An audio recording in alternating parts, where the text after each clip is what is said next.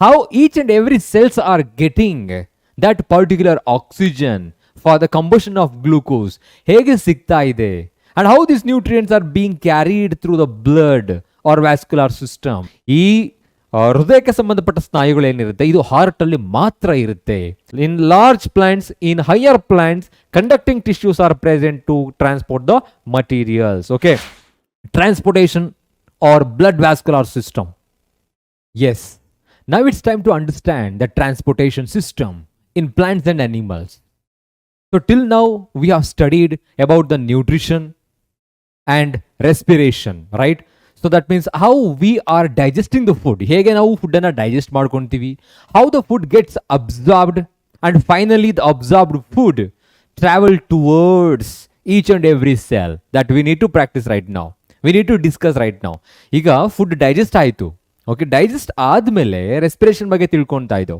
So respiration ಏನಾಗುತ್ತೆ, so that digested glucose, you know the glucose, the final product of the digestion is being utilized to produce the energy.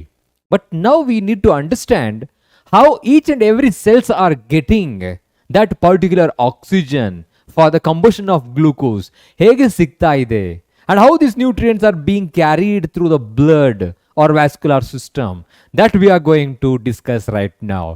And the topic is the transportation or blood vascular system. Okay, as the name indicates, transportation means ಇಲ್ಲಿ ಸಾಗಾಣಿಕೆ ಆಗುತ್ತೆ, ಒಂಥರ ಸಾರಿಗೆ ಇದ್ದಾಗೆ.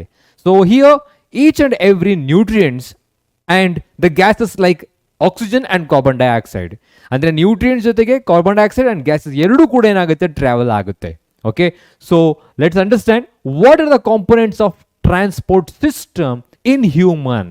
Okay, human ಅಲ್ಲಿ transport system ಅಲ್ಲಿ ಯಾವ್ಯಾವ ಕಾಂಪೊನೆಂಟ್ಸ್ಗಳಿರುತ್ತೆ ಅಂತ ತಿಳ್ಕೊಳ್ಳೋಣ. Okay, so the first thing is the components. So the very first component of the transport system are the blood vascular system or circulatory system. ರಕ್ತ ಪರಿಚಲನ ವ್ಯವಸ್ಥೆಯ ಮೊದಲ ಭಾಗ ಯಾವುದು ಅಂತ ಹೇಳಿದ್ರೆ the heart. Is that the heart? Okay, and second component you can say blood. And third one is blood vessels. Okay, so you all know all these three. ಪ್ರತಿಯೊಬ್ಬರಿಗೂ ಇದೆಲ್ಲ ಗೊತ್ತಿರುತ್ತೆ ಅಂತ ಹೇಳಿದ್ರೆ ಹಾರ್ಟ್ ಅಂದ್ರೇನು, ಬ್ಲಡ್ ವೆಸಲ್ಸ್, ಬ್ಲಡ್ ಇದೆಲ್ಲ ಏನು ಅಂತ ಹೇಳ್ಬಿಟ್ಟು. Now we need to understand how they are responsible for carrying the nutrients, oxygen and carbon dioxide from one part of different part of the body. How the mechanism takes place, ಹೇಗೆ ಆ ಒಂದು ಕಾರ್ಯಾತ್ಮಕ ಆಗುತ್ತೆ ಅನ್ನೋದನ್ನ ತಿಳ್ಕೊಳ್ಳೋಣ ಇವಾಗ. Okay, so as I have mentioned, the very first part, the pumping organ, that is called a heart. Okay, as you all know that heart is located in the center, in between the two lungs. Actually, that is slightly present towards, situated towards left side. ಅದಕ್ಕೆ ನಾವು ಹೇಳ್ತಾ ಇದ್ದು left lung ಅಲ್ಲಿ ಒಂದು aperture ಇದೆ. Okay, there is an aperture near the left lung that is smaller in size. So that aperture that indicates where the heart is located. Ali heart irutte anta artha. Okay, so heart is usually conical in shape and it's a pumping organ of our body. It's a pumping organ, you can say, because it pumps the blood to each and every part of our body through the blood vessels.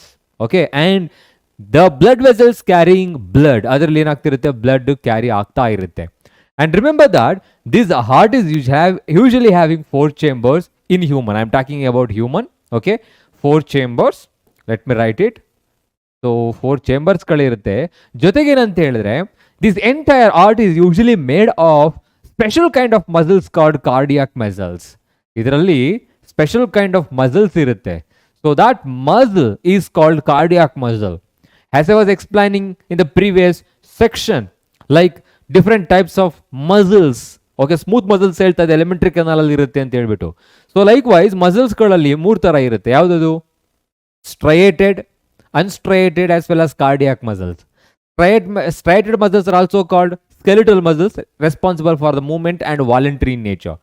Likewise, when it comes to smooth muscles, they are involuntary in nature. They are present in most of the glands and ducts, responsible for, you know, that involuntary action. And when it comes to the cardiac muscles, they usually specially present in, exclusively present in heart. ಈ ಹೃದಯಕ್ಕೆ ಸಂಬಂಧಪಟ್ಟ ಸ್ನಾಯುಗಳು ಏನಿರುತ್ತೆ ಇದು ಹಾರ್ಟಲ್ಲಿ ಮಾತ್ರ ಇರುತ್ತೆ. So they are very strong. You know how they are very strong.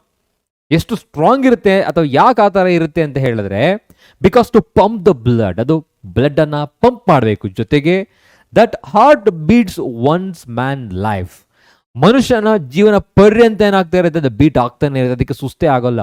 ಸುಸ್ತಾಗೋದು ಯಾವಾಗ ಅಂತ ಹೇಳಿದ್ರೆ, when you are not providing the proper diet, then only the heart gets failed to pump the blood. ಅಲ್ಲಿ ಅದು ಬ್ಲಡ್ ಅನ್ನ pump ಮಾಡೋದಕ್ಕಾಗಲ್ಲ. Okay, ಅದಕ್ಕೆ ಒಂದು ಸಂಸ್ಕೃತ್ ಅಲ್ಲಿ ಒಂದು ಶ್ಲೋಕ ಇದೆ, ಯುಕ್ತಾಹಾರ ವಿಹಾರಸ್ಯ ಯುಕ್ತ ಚೇಷ್ಟಸ್ಯ ಕರ್ಮಸು ಯುಕ್ತ ಸ್ವಪ್ನಾವಬೋಧಸ್ಯ ಯೋಗೋ ಭವತಿ ದುಃಖಃ. That means the yoga, you know, that is not nothing like ನಾವು ಅದನ್ನ ಕಾಲನ್ನ ಇಲ್ಲ ಹಾಕೊಂಡ್ಬಿಟ್ರೆ ಯೋಗ ಅಂತಲ್ಲ. ಸೊ ನೀವು ಕೂತ್ಕೊಳ್ಳೋದು, ನಿಂತ್ಕೊಳ್ಳೋದು, ನಿಮ್ಮ ಲೈಫ್ ಸ್ಟೈಲ್ ಇದೆಯಾ, life style it self yoga. If we are keeping our body as in healthy condition, then heart is always healthy. Okay, so other than that, it's always pounding. Okay, till whether you are living 60 years or it may be 70 years, ಯಾವಾಗಲೂ ಏನಾಗಿರುತ್ತೆ, ಅದು ಫಂಕ್ಷನೇಟ್ ಆಗ್ತಾನೆ ಇರುತ್ತೆ. So this is the heart. Heart is the pumping organ of a body having 4 chambers and made up of cardiac muscles which are very strong and responsible for the pumping blood once man's life. ಜೀವನ ಪರ್ಯಂತ ಬಡ್ಕೊಂಡನೇ ಇರುತ್ತೆ. Next, when it comes to the blood, it's the second component of our body responsible for the circulation. See, there must be a medium to carry something. ಈಗ ನಾವೇನಾದ್ರೂ ಒಂದು carry ಮಾಡಬೇಕು ಅಂದ್ರೆ ಒಂದು medium ಇರಬೇಕು, ಹೌದಲ್ವಾ? ಆ ಮೀಡಿಯಂ ಏನಿದೆ, that is the blood. So blood is a connective tissue. What kind of connective tissue? It's a fluid connective tissue, I can say. Fluid connective tissue. Okay, so ಹೆಸರಲ್ಲೇ ಇದೆ fluid connective tissue ಅಂತ ಹೇಳಿದ್ರೆ, that is fluid in nature. And connective tissue means that connects one part and another part, means it acts as a medium. Okay, this is the medium which carries the nutrients, oxygen and carbon dioxide and also other metabolic waste as well. ಎಲ್ಲವನ್ನು ಅದು carry ಮಾಡುತ್ತೆ. Okay, so that is blood. There are different components are present in blood that we are going to discuss in the upcoming slides. ಅದನ್ನು ತಿಳ್ಕೊಳ್ಳೋಣ ಯಾವ್ಯಾವ components ಇರುತ್ತೆ ಅಂತ ಹೇಳ್ಬಿಟ್ಟು. Next ಅದು ಬಂದರೆ ಬ್ಲಡ್ ವೆಸಲ್ಸು ಮೀಡಿಯಾ ಇದೆ, ಆದರೆ ಅದನ್ನು ಕ್ಯಾರಿ ಮಾಡಲಿಕ್ಕೆ ಅಂತ ಒಂದು ಪಾತ್ವೇ ಬೇಕು. That pathway which carries the blood from heart to different cells of our body, from cells to the heart, that pathway, you know, that is called vessels. The pathway, you can say. There are 3 different types of blood vessels present in our body. Okay, so some of them are carrying oxygenated blood, deoxygenated blood and also supplying the nutrients to each and every cells which are very small.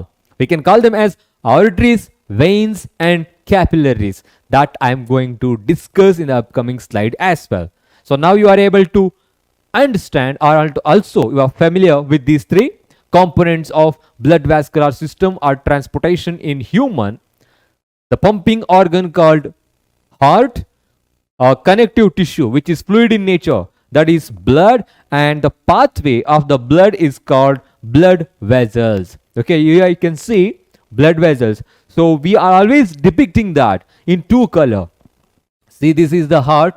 Okay, ನಾವು ಅದನ್ನ ಯಾವ ಥರ depict ಮಾಡ್ತಾ ಹೋಗ್ತೀವಿ, central ಇರುತ್ತೆ. But ಯಾಕೆ ನಮ್ಮ heart ಲೆಫ್ಟಲ್ಲಿ ಇದೆ ಅಂತ ಹೇಳಿದ್ರೆ, you know the aortic arch. The aortic arch is usually present towards the left side in mammals. When come to the birds, the aortic arc is usually present towards right. Okay, so ಜೊತೆಗೆ ಅದು left side ಅಲ್ಲಿ ಏನಾಗಿರುತ್ತೆ, obliquely towards left side ಅಂತ ಹೇಳ್ತೀವಿ.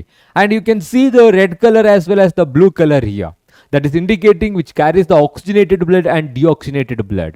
Red is indicating the pure, so pure blood, oxygenated blood. Okay, ಅಂದ್ರೆ ನಿಷ್ಕಲ್ಮಶವಾಗಿರ್ತಕ್ಕಂಥ ರಕ್ತವನ್ನು carry ಮಾಡೋದು red colour. ಅದೇ ಥರ ಬ್ಲೂ ಕಲರ್ ಆ್ಯಂಡ್ ಯಾಕೆ ಇಂಡಿಕೇಟ್ ಮಾಡುತ್ತೆ ಅಂತ ಹೇಳಿದ್ರೆ, that blue colour indicates, so what is that, containing excretive products including the carbon dioxide, deoxygenated blood, carbon dioxide rich blood ಅಲ್ಲಿರುತ್ತೆ ಅಂತ ಅರ್ಥ. So this is human blood circulatory system or vascular system. Let's discuss in deeper right now. Human heart. So it's also very important to question for your examination. So in board exam, they're going to ask to draw this diagram. So drawing anna keltare. Okay. Andre diagram kelta hogtare. Draw a neat label diagram of sectional view of human heart. Sectional view anna nimma textbook inalli kottidare. I will explain that in the upcoming slide as well. ಆದರೆ ಇವಾಗ how to draw human art ಅಂತ ಹೇಳ್ತೀನಿ, ಜೊತೆಗೆ different labelling ಯಾವ ಥರ ಮಾಡಬೇಕು, ಯಾವ ಥರ ಇರುತ್ತೆ ಅಂತ ನೋಡೋಣ ಇವಾಗ. So let me draw that. While you are drawing human art, start with particular outer layer. Okay, so that should be conical in shape and obliquely towards left side, little, not too much. And I'm just writing this particular portion is called what? Yes, this is called pulmonary artery, and I'm just writing here the another important portion that is called, yes, this is aorta. Aorta barita idini. Next, after this, let me write the inner wall of the heart. Odagina bhagavana barita hogona. Here I can expand it to here. I will explain what are these particular structure indicates. 1 minute. Okay, after writing this, I'm just writing the left part of the heart.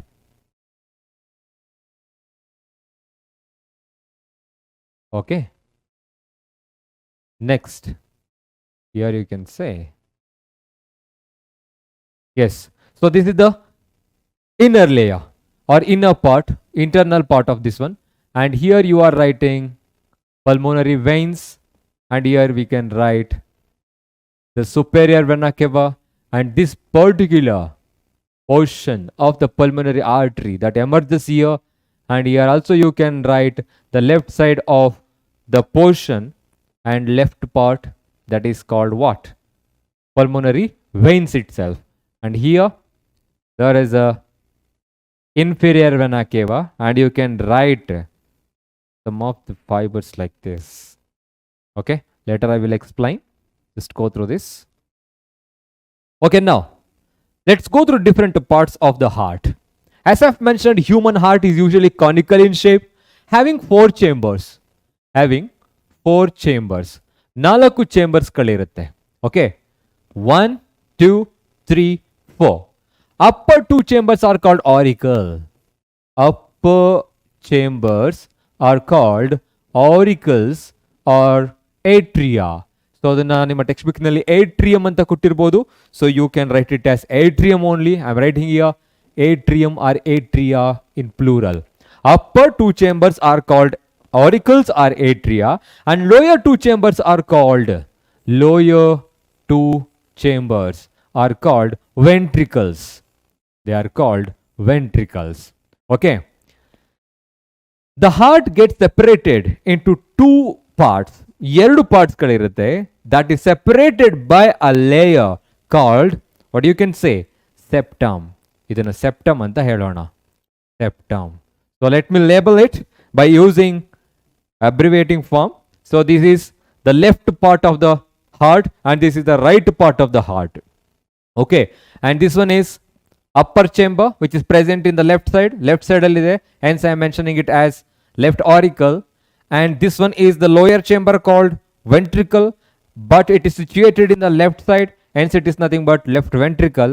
Likewise, these are the right part of the heart. So this is the auricle called right auricle, and this one is the ventricle called right ventricle. Okay, after writing all these things, istu bardadmele, so ivaga nimge artha agbeku andre upper 2 chambers are called auricle, lower 2 chambers are called ventricle, and both part of the heart gets separated by a layer called septum. What is that? Septum. Intraventricular septum anta heltivi. So adashtu admele you can observe here. Okay, valves are there. The valve which is present in between the right auricle and the right ventricle is called, so let me use the different color. Okay, is called tricuspid valve. This is called tricuspid valve. Okay, likewise, the valve which is present in between the left auricle and the left ventricle is called mitral valve or bicuspid valve. Bicuspid valve. Okay, bicuspid valve. Next, as you all know that lungs, that is nothing but the respiratory system, part of the respiratory system. They are purifying the blood, means they are exchanging the blood. So while doing that, They are purifying the blood, removing the carbon dioxide. The oxygenated blood which is coming from, let me use the red color for the oxygenated blood. The oxygenated blood which is coming from the lungs, so that enters the left auricle through the pulmonary veins. So this is pulmonary veins. Pulmonary veins. Okay. Next, this oxygenated blood which is present in left auricle, ಇವಾಗ ಇಲ್ಲಿದೆ, ಇವಾಗ left auricle ಅಲ್ಲಿ ಕನ್ನಡದಲ್ಲಿ ಗೊತ್ತಿದೆ ಅನ್ಕೊಂತೀನಿ ಈಗ ಆರಿಕಲ್ಸ್ಗಳು ಮತ್ತೆ ವೆಂಟ್ರಿಕಲ್ಸ್ಗಳು ಎಲ್ಲ ಆಗಿರುತ್ತೆ ಅಂತ ಹೇಳ್ಬಿಟ್ಟು. ಸೊ ಅದೇ ತರ ಈಗ ಲೆಫ್ಟ್ ಆರಿಕಲ್ ಅಲ್ಲಿ ಇರೋ ಬ್ಲಡ್ ಏನಾಗ್ತಾ ಇದೆ, that is moving towards the left ventricle through the bicuspid valve, move ಆಗ್ತಾ ಇದೆ. So next just consider that this red color is indicating what? This is indicating oxygenated blood. Oxygenated blood. Okay, andre oxygen rich blood anna indicate ಮಾಡ್ತಿದೆ ಅಂತ ಅರ್ಥ ಇಲ್ಲಿದೆ ಇವಾಗ. Likewise, the blood which contains carbon dioxide, mean carbon dioxide rich blood which is produced, released from our body cells during metabolism, produce ಆಗುವಾಗ so ಏನಾಗುತ್ತೆ, so all that, I mean such kind of carbon dioxide rich blood or deoxygenated blood which is coming from the different part of our body, I am writing in a blue color. If it is not visible, can I use this one? Okay, e color use ಮಾಡೋಣ. Next, that is entering into the right auricle. ಯಾವುದು enter ಆಗ್ತಾ ಇರೋದು ಇವಾಗ, ಇಲ್ಲಿ enter ಆಗ್ತಾ ಇರೋದು deoxygenated blood. Deoxygenated blood enter ಆಗ್ತದೆ, carbon dioxide blood entering into the right auricle through the superior vena cava and inferior vena cava. See here, this is the superior vena cava. Superior vena cava. Vena cava. Likewise, this one which is present below is called inferior vena cava. Inferior vena cava. Okay, and now you can understand. So where the deoxygenated blood is present right now, it is present inside the right auricle. Illide ivaga. Now that deoxygenated blood from the right auricle enters the right ventricle through the valve called tricuspid valve. ಈ ಟ್ರೈಕುಸ್ಪಿಡ್ valve ಮುಖಾಂತರ ಏನಾಗುತ್ತೆ, ಡಿಆಕ್ಸಿನೇಟೆಡ್ blood ಅಂದ್ರೆ carbon dioxide rich blood enters the right ventricle, ಇಲ್ಲಿಗೆ enter ಆಗುತ್ತೆ. ನಾವ್ this ಈಗ ಅರ್ಥ ಮಾಡ್ಕೊಳ್ಳಿ ಇದನ್ನ ಕಂಪ್ಲೀಟ್ ಆಗಿ. Here in the left ventricle the oxygenated blood is present, in the right ventricle deoxygenated blood is present. Okay, once the ventricle contracts, ಈ ventricles ಗಳು ಕಾಂಟ್ರಾಕ್ಟ್ ಆದಾಗ ಏನಾಗುತ್ತೆ, simultaneously the deoxygenated blood, oxygenated blood that is pumped towards the aorta. ಇವಾಗ ಏನಾಗ್ತದೆ, oxygenated blood move ಆಗ್ತಾ ಇದೆ ಎಲ್ಲಿ, ಅಯೋರ್ಟದ ಮುಖಾಂತರ. This aorta carries the oxygenated blood to each and every part of our body. Understood? Now as I said, simultaneously these two are contracting. The deoxygenated blood which is present in the right ventricle, that is pumped towards the pulmonary artery. ಇಲ್ಲಿದೆ ಇವಾಗ, ಇಲ್ಲಿ ಹೋಗ್ತಾ ಇದೆ. So ನಾವ್ it is moving towards the where, ಎಲ್ಲಿಗೆ ಹೋಗ್ತಾ ಇದೆ, lungs ಕಡೆಗೆ ಹೋಗ್ತಾ ಇದೆ. It is moving towards the lungs. Okay, and remember it is what, ಯಾವ ಪಾರ್ಟ್ ಇದು, this part is called pulmonary artery. Pulmonary artery. Understood? So I will repeat it once again. Heart is there. Okay, ಇವಾಗ ಈ heart ಅಲ್ಲಿ 4 chambers ಗಳಿದೆ. Upper 2 chambers are called auricles, lower 2 chambers are called ventricles. Okay, now there are different parts are there. I will mention it again. These two which are present in the left side, which carries the blood into the heart, ರಕ್ತವನ್ನು ಒಳಗಡೆಗೆ ತೆಗೆದುಕೊಂಡು ಬಿಡುತ್ತಲ್ಲ, ಅದನ್ನ ಪಲ್ಮೋನರಿ veins ಅಂತ ಹೇಳ್ತೀವಿ. ಪಲ್ಮೋನರಿ veins. Okay, and now this part which carries the deoxygenated blood towards the lungs is called pulmonary artery. Likewise, the largest artery present in our body is called aorta. What's that? This is aorta. Okay, this is the aorta which carries the blood away from the heart and carries towards the different part of the body. Likewise, here you can see the upper and lower vena cava, superior and inferior vena cava. ಊರ್ಧ್ವ ಮತ್ತು ಅದೋ ಅಬಧಮನಿ ಅಂತ ಹೇಳ್ತೀವಿ. ಊರ್ಧ್ವ ಅಂತ ಹೇಳಿದ್ರೆ ಮೇಲೆ ಅಂತ ಹೇಳ್ಬಿಟ್ಟು ಕೆಳಭಾಗದಲ್ಲಿ ಇರುತ್ತೆ ಅಂತ ಹೇಳ್ತೀವಿ. ಸೊ ಇನ್ನೊಂದು ನೀವೇನು ಅರ್ಥ ಮಾಡ್ಕೊಬೇಕು ಇವಾಗ ಅಂತ ಹೇಳಿದ್ರೆ, ಸರ್ಕ್ಯುಲೇಷನ್ ಯಾವ ತರ ಆಗ್ತಾ ಇರುತ್ತೆ ಅಂತ. See, the lungs are purifying the blood by eliminating the carbon dioxide. Okay, now the blood which is coming from the lungs is oxygenated, purify agide. That oxygenated blood enters the heart through the pulmonary veins, okay, and reaching the left auricle and reaching the left ventricle. Once the ventricle contracts, this oxygenated blood, oxygen rich blood, is moving towards the aorta and carrying towards each and every part of the body. Ella kadege move agutte. Likewise, the different cells of our body during metabolism, they release carbon dioxide and released into the blood. Blood becomes carbon dioxide rich blood, deoxygenated blood. And that deoxygenated blood, so that enters the right auricle through the inferior and superior vena cava enter agutte. Once that enter admele, and that leads to a right ventricle. Once the ventricle contracts, again this deoxygenated blood, carbon dioxide rich blood, moves towards the lungs through the pulmonary artery. Remember, here the lung is purifying the blood just by exchanging the gases. Exchange ಮಾಡ್ತಾ ಇದೆ. ಇವಾಗ ನಿಮ್ಗೆ ಅರ್ಥ ಆಗೋದು ಏನಂದ್ರೆ, veins ಮತ್ತೆ arteries ಎರಡಿದೆ. Look at here. All veins are carrying blood into the heart. Okay, they are bringing the blood into the heart. Heart ಒಳಗಡೆಗೆ ಬ್ಲಡ್ ತೆಗೆದುಕೊಂಡು ಹೋಗುತ್ತಲ್ಲ, ಅದು ವೈನ್ಸ್ ಗಳಾಗಿರುತ್ತೆ. They are the veins which brings the blood in to the heart. Likewise, some of the blood vessels which carry the blood away from the heart. See, away from the heart ಅಂತ ಹೇಳಿದ್ರೆ ಹಾರ್ಟಿನ ಹೊರಭಾಗಕ್ಕೆ ತೆಗೆದುಕೊಂಡು ಹೋಗೋದಿಲ್ಲ, arteries ಗಳಾಗಿರುತ್ತೆ. See, this one is carrying the blood away from the heart called pulmonary artery, and this one is also carrying the blood, that is called aorta, the largest artery. And vena cava, these are also veins. These are the largest veins, you can say. They are bringing the blood into the heart. So that is one of the difference in between arteries and the veins. And I hope you all understood this particular diagram and the structure. I'm just going to mention these parts right now. Okay, auricles, ventricles, left auricle, left ventricle, right auricle, right ventricle. Okay, and here the pulmonary veins, that is left pulmonary veins, right pulmonary veins. Okay, and here is the pulmonary artery and aorta.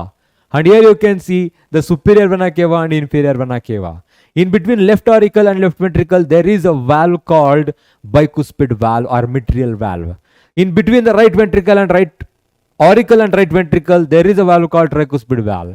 So these two valves are responsible for preventing the backward flow of the blood. ಈಗ ಇಲ್ಲಿಗೆ blood ಬಂದಾಗ ಏನಾಗುತ್ತೆ, heart contracts, ventricle contracts. So blood may enter into the upper chambers. So to prevent the backward flow of the blood, these two valves are very important. Okay, likewise here also some valves are there.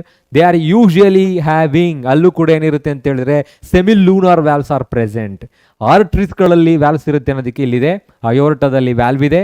Here also there is a valve, so that is present in pulmonary artery.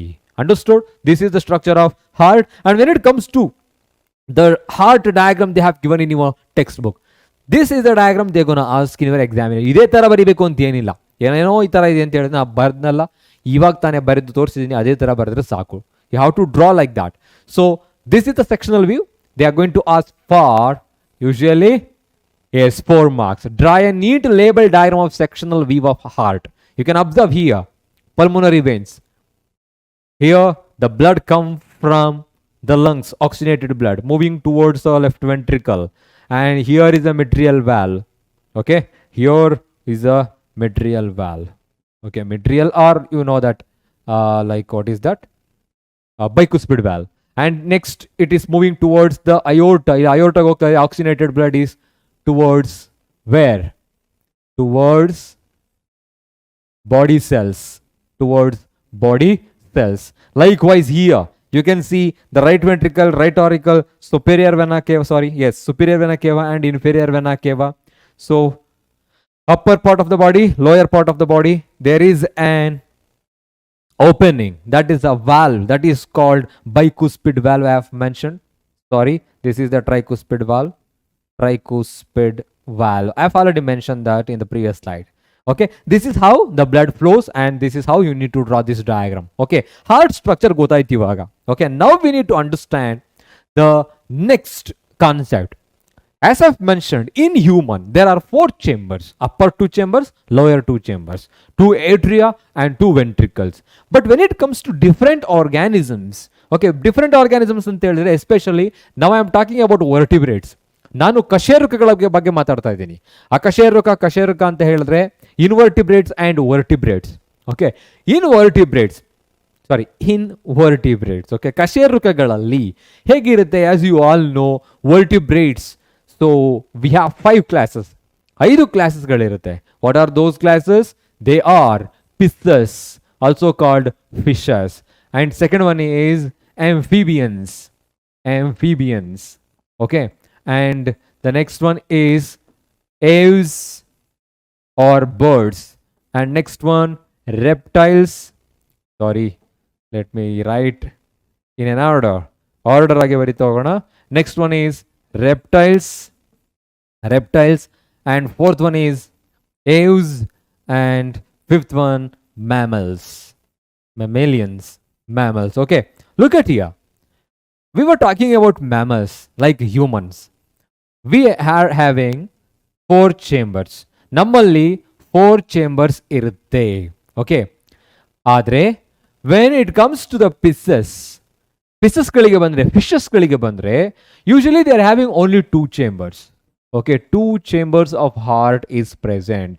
2 ಚೇಂಬರ್ಸ್ಗಳು ಮಾತ್ರ ಇರುತ್ತೆ. Okay, and remember that usually they are cold blooded in nature. ಯಾಕೆ cold blooded ಅಥವಾ ಪಾಯ್ಕಿಲೋಥರ್ಮ್ಸ್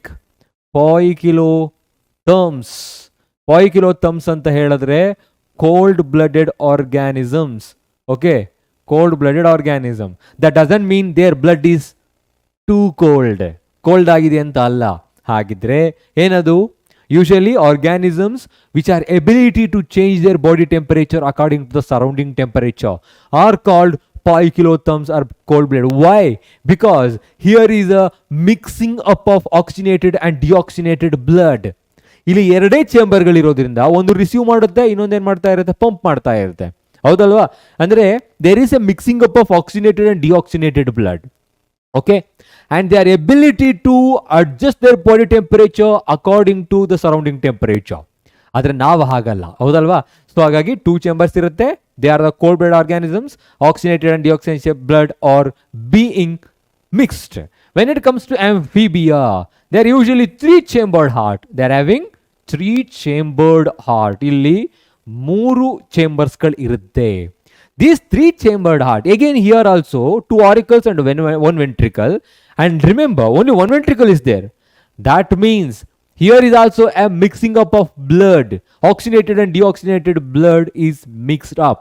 ಎರಡು mix ಆಗುತ್ತೆ. Okay, ಅವಾಗ ಏನಾಗುತ್ತೆ ಅಂತ ಹೇಳಿದ್ರೆ again they are also cold blooded means they are also ability to change their body temperature according to the surrounding temperature. Reptiles are also having 3 chambers. ಇವುಗಳಿಗೂ ಕೂಡ ಏನಾಗಿರುತ್ತೆ? 3 chambered heart ಇರುತ್ತೆ, 3 chambers ಇರುತ್ತೆ. They are also cold blooded. ಅವುಗಳು ಕೂಡ ಏನಾಗಿರುತ್ತೆ? Cold blooded ಆನಿಮಲ್ಸ್ಗಳಾಗಿರುತ್ತೆ. Okay, cold blooded ಹೆಸರಲ್ಲೇ ಇದೆ ನೋಡಿ ಯಾವ ಥರ. ರೆಪ್ಟೈಲ್ಸ್ ಅಂತ ಹೇಳಿದ್ರೆ ಅಂದರೆ ಇರೋ ಜೀವಿಗಳಲ್ಲಿ ತುಂಬ ಭಯಾನಕ ಜೀವಿಗಳು ಅಂದರೆ ರೆಪ್ಟೈಲ್ಸ್ಗಳೇ. Okay, just observe them. ಹಾಗೆ ಇಮ್ಯಾಜಿನ್ ಮಾಡ್ಕೊಂಡ್ರೆ ಭಯ ಆಗುತ್ತೆ ನಮಗೆ. So what is that? Komodo dragon. Okay, and including those snakes, 1000 species of snakes, ಎಲ್ಲವೂ ವಿಚಿತ್ರವಾಗಿರುತ್ತೆ. ಸೊ ಹಾಗಾಗಿ ಒಂಥರ ವಿಚಿತ್ರವಾಗಿರೋ ಪ್ರಾಣಿಗಳು. They are ability to change their body temperature according to surrounding temperature. And except crocodile ಏನಿದೆ, that have impartial chamber. I mean 4 chambers ಇರುತ್ತೆ. That is warm blooded. That's why even though it is what is that usually present in water, ನೀರಿನಲ್ಲಿ ಇದ್ರೂ ಕೂಡ now and then that will comes outside, ಹೊರಗಡೆ ಬರುತ್ತೆ ಅದು. Okay, so they are the 3 chambered and cold blooded. When it comes to aves are having 4 chambered heart. ಇಲ್ಲಿ 4 chambers ಗಳಿರುತ್ತೆ. So there is no mixing up of oxygenated and deoxygenated blood. Oxygenated blood ಮತ್ತು deoxygenated blood ಎರಡೂ ಕೂಡ separate ಆಗಿ ಏನಾಗುತ್ತೆ pump ಆಗುತ್ತೆ. Hence we use to call them as warm blooded animals. ವೈಸ್ separate ಆಗಿ pump ಆಗೋದಿಕ್ಕೂ ವಾರ್ಮ್ ಬ್ಲಡೆಡ್ ಅನಿಮಲ್ಸ್ಗಳಿಗೂ ಏನು ಸಂಬಂಧ? ಓಕೆ, ಏನಿದೆ ಅಂತ ಹೇಳೋಣ ಇವಾಗ. ವಾರ್ಮ್ ಬ್ಲಡೆಡ್ ಅನಿಮಲ್ಸ್ ಅಂತ ಹೇಳಿದ್ರೆ ಎರಡೂ ಮಿಕ್ಸ್ ಆಗದೆ ಇರೋ ಕಾರಣ they do not have an ability to change their body temperature. Do not ಅಂತ ನೆಗೆಟಿವ್ ಬಳಸೋ ಬದಲು they have an ability to maintain the constant body temperature. ಹೌದಲ್ವಾ? ಇವುಗಳು ಬಾಡಿ ಟೆಂಪರೇಚರ್ ಅನ್ನ ಮೇಂಟೈನ್ ಮಾಡುತ್ತೆ. You know our body temperature 37 degrees Celsius, I can say. So why it is so constant? Again, even though the surrounding temperature increases or decreases, my body temperature will remain same. If it is decreasing, ಅದು ಕಡಿಮೆ ಆಯಿತು ಅಂತ that means you are suffering from any other diseases. Fever ಇದೆ ಅಂತ ಅರ್ಥ. Okay, so ಯಾಕೆ separate ಆಗುತ್ತೆ? ಯಾಕೆ ವಾರ್ಮ್ ಬ್ಲಡ್ ಆಗಿದೆ ಅಂತ ಹೇಳಿದ್ರೆ ಸಪ್ರೇಟ್ ಆಗೋದು reason it supplies the oxygen efficiently. Separate ಇದ್ದಾಗ ಆಕ್ಸಿಜನ್ ಏನಾಗುತ್ತೆ, ಎಫಿಷಿಯೆಂಟ್ ಆಗಿ ಸಪ್ಲೈ ಆಗುತ್ತೆ. ಸೊ ನಮ್ಮ ಬಾಡಿ ವೆಲ್ ಆರ್ಗನೈಸ್ಡ್ ಆಗಿರೋದ್ರಿಂದ ಬೇರೆ ಬೇರೆ ಎಲ್ಲ ಆಕ್ಟಿವಿಟೀಸ್ಗಳಿಗೆ ಆಕ್ಸಿಜನ್ ಬೇಕಾಗುತ್ತೆ. ಅದನ್ನು ಸಪ್ರೇಟ್ ಮಾಡಿ ಸಪ್ಲೈ ಮಾಡೋದಕ್ಕೆ ಎಫಿಷಿಯೆಂಟ್ ಇರುತ್ತೆ. ನಾವು ಕೂಡ ಏನಾಗಿರ್ತೀವಿ, ವಾರ್ಮ್ ಬ್ಲಡೆಡ್ ಆಗಿರ್ತೀವಿ. We are also warm blooded. We are not able to change the body temperature according to the surrounding temperature. We also have constant body temperature. That's why you can see aves, birds anta enide, these are called birds. Birds anta enide, their ability to migrate from one place to another place during different seasons. ಕೆಲವು ಸೀಸನ್ಸ್ಗಳು ಬಂದಾಗ ಅದು ಒಂದು ಪ್ಲೇಸಿಂದ ಇನ್ನೊಂದು ಪ್ಲೇಸ್ಗಳಿಗೆ ಏನಾಗುತ್ತೆ, migrate ಆಗುತ್ತೆ. They can travel more than 15,000 to 19,000 kilometers in one flight. Arctic tern ಅಂತ ಕೇಳಿರ್ತೀರಾ, swift ಅಂತ ಕೇಳಿರ್ತೀರಾ. They can travel. Okay, they can travel 2 times, I mean earth 2 times. ಭೂಮಿಯನ್ನು 2 ಬಾರಿ ತಿರುಗುತ್ತೆ ಅದು. ಓಕೆ, ಸೊ ಅಷ್ಟು ಯಾಕೆ ಹಂಗೆ ಹೋಗುತ್ತೆ ಅಂತ ಹೇಳಿದ್ರೆ ಅದಕ್ಕೆ ಬಾಡಿ ಟೆಂಪರೇಚರ್ನ ಚೇಂಜ್ ಮಾಡೋಕ್ಕಾಗಲ್ಲ. ಅದಕ್ಕೆ ಏನು ಮಾಡುತ್ತೆ, ಪ್ಲೇಸನ್ನೇ ಚೇಂಜ್ ಮಾಡುತ್ತೆ ಸೀಸನ್ಗಳು ಬಂದಾಗ. So this is nothing but the chambers of heart in different vertebrates.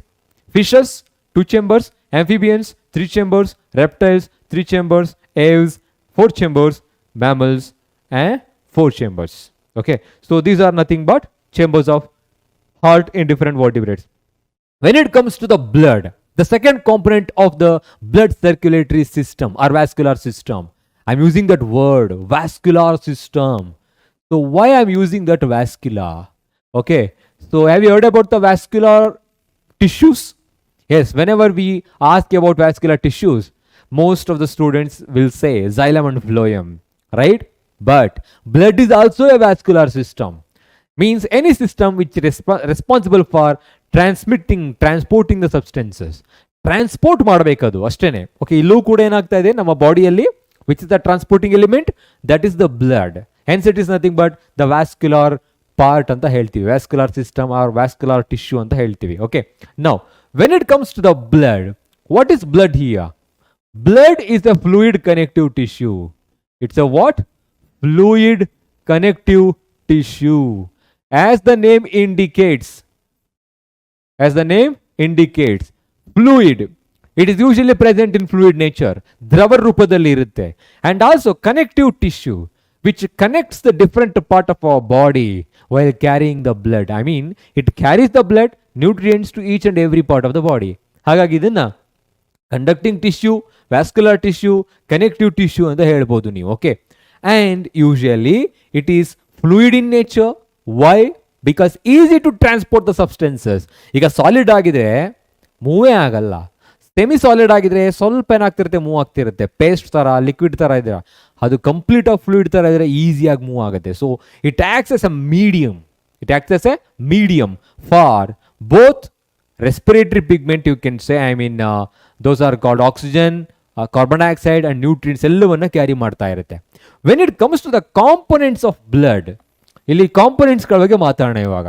Blood ಇದೆ ಅಂತ ತಿಳ್ಕೊಂಡ್ರೆ, ಓಕೆ, ಇಲ್ಲೊಂದು ಬ್ಲಡ್ ಇದೆ. Inside this particular test tube we have taken blood. Okay, ಅದನ್ನ ಜಸ್ಟ್ ಸೆಗ್ರಿಗೇಟ್ ಮಾಡಲಿಕ್ಕೆ ಟ್ರೈ ಮಾಡಿರೋದು ಅಷ್ಟೇನೆ ಇಲ್ಲಿ. Okay, in this blood, okay, 55% of plasma is present. Blood ಅನ್ನೋದು ಒಂದು ಫ್ಲೂಯಿಡ್ ಅಂತ ಅನ್ಕೊಂಡ್ರೆ ಆ ಬ್ಲಡ್ ಅಲ್ಲಿ ಏನಿರುತ್ತೆ, that blood contains 55% of plasma. So it's yellow or straw coloured fluid present in blood. ಇದು ವಾಟರಿ ಸಬ್ಸ್ಟೆನ್ಸು. ಓಕೆ, 55% ಇರುತ್ತೆ. Rest when it comes to less than 1%, they contain other forming elements like leukocytes and thrombocytes. So have you heard about WBC as well as platelets? It is not or, it is plus. Platelets. Okay, platelets anta barita hogona. And when it comes to here the red portion of this particular test tube, that indicates RBC, about more than 44%, nearly you can say, yes, more than 44% of the blood contain RBC. ಇದರಲ್ಲಿ RBC ಇರುತ್ತೆ, RCB ಅಲ್ಲ, RBC ಇರುತ್ತೆ. Okay, now let me explain it once again. Blood is a fluid connective tissue having three main components. ಯಾವ್ಯಾವುದು ಅಂತ ಹೇಳ್ತಾ ಹೋಗೋಣ. So that contain a fluid part or fluid portion that is called plasma. Okay, blood contains 55% of plasma, which is usually straw colored liquid or yellowish in nature, and it contains forming element less than 1% of WBC and platelets and 44% of RBC. Now can you tell me why blood looks in red color? ಯಾಕೆ ರಕ್ತ red colour ಅಲ್ಲಿ ಕಾಣಿಸುತ್ತೆ, ಕೆಂಪಾಗಿ ಹಾಕಿರುತ್ತೆ? Is that because of what? Because ಇದಕ್ಕಿಂತ ಮುಂಚೆ ಇನ್ನೊಂದು question ಕೇಳ್ಬೋದು ನಿಮ್ಗೆ ಇವಾಗ ನಾವು. ಯಾವ ತರ? You know the mosquitoes blood are usually red in colour, right? What is the reason for the red colour of the mosquitoes blood? Maybe some of you are trying to answer for this question in different way. Because they suck the blood from other animals. ಹೌದಾ? ಈಗ ಯಾಕೆಂತ ಹೇಳಿದ್ರೆ ಈ ಮಸ್ಕಿಟೋಸ್ಗಳು ಯಾಕೆ ಅವುಗಳ ರಕ್ತ ಕೆಂಪಗಿರುತ್ತೆ ಅಂತ ಕೇಳಿದ್ರೆ ನೀವೆಲ್ಲ ಏನು ಮಾಡ್ತೀರಾ, ಅದು ನಮ್ಮ ರಕ್ತ ಕುಡಿಯುತ್ತೆ ಸರ್, ಅದಕ್ಕೆ ಅದು ಕೆಂಪಗಿರುತ್ತೆ ಅಂತ. But the reason is different. Our blood is also red in colour. Are we sucking any blood from other animals? No. The blood is red in color because of the presence of a pigment called hemoglobin. What is the scientific reason? Hemoglobin. So you all know that. So here the entire blood looks red in color, even though this 55% of plasma is present, that is pale yellowish straw in color.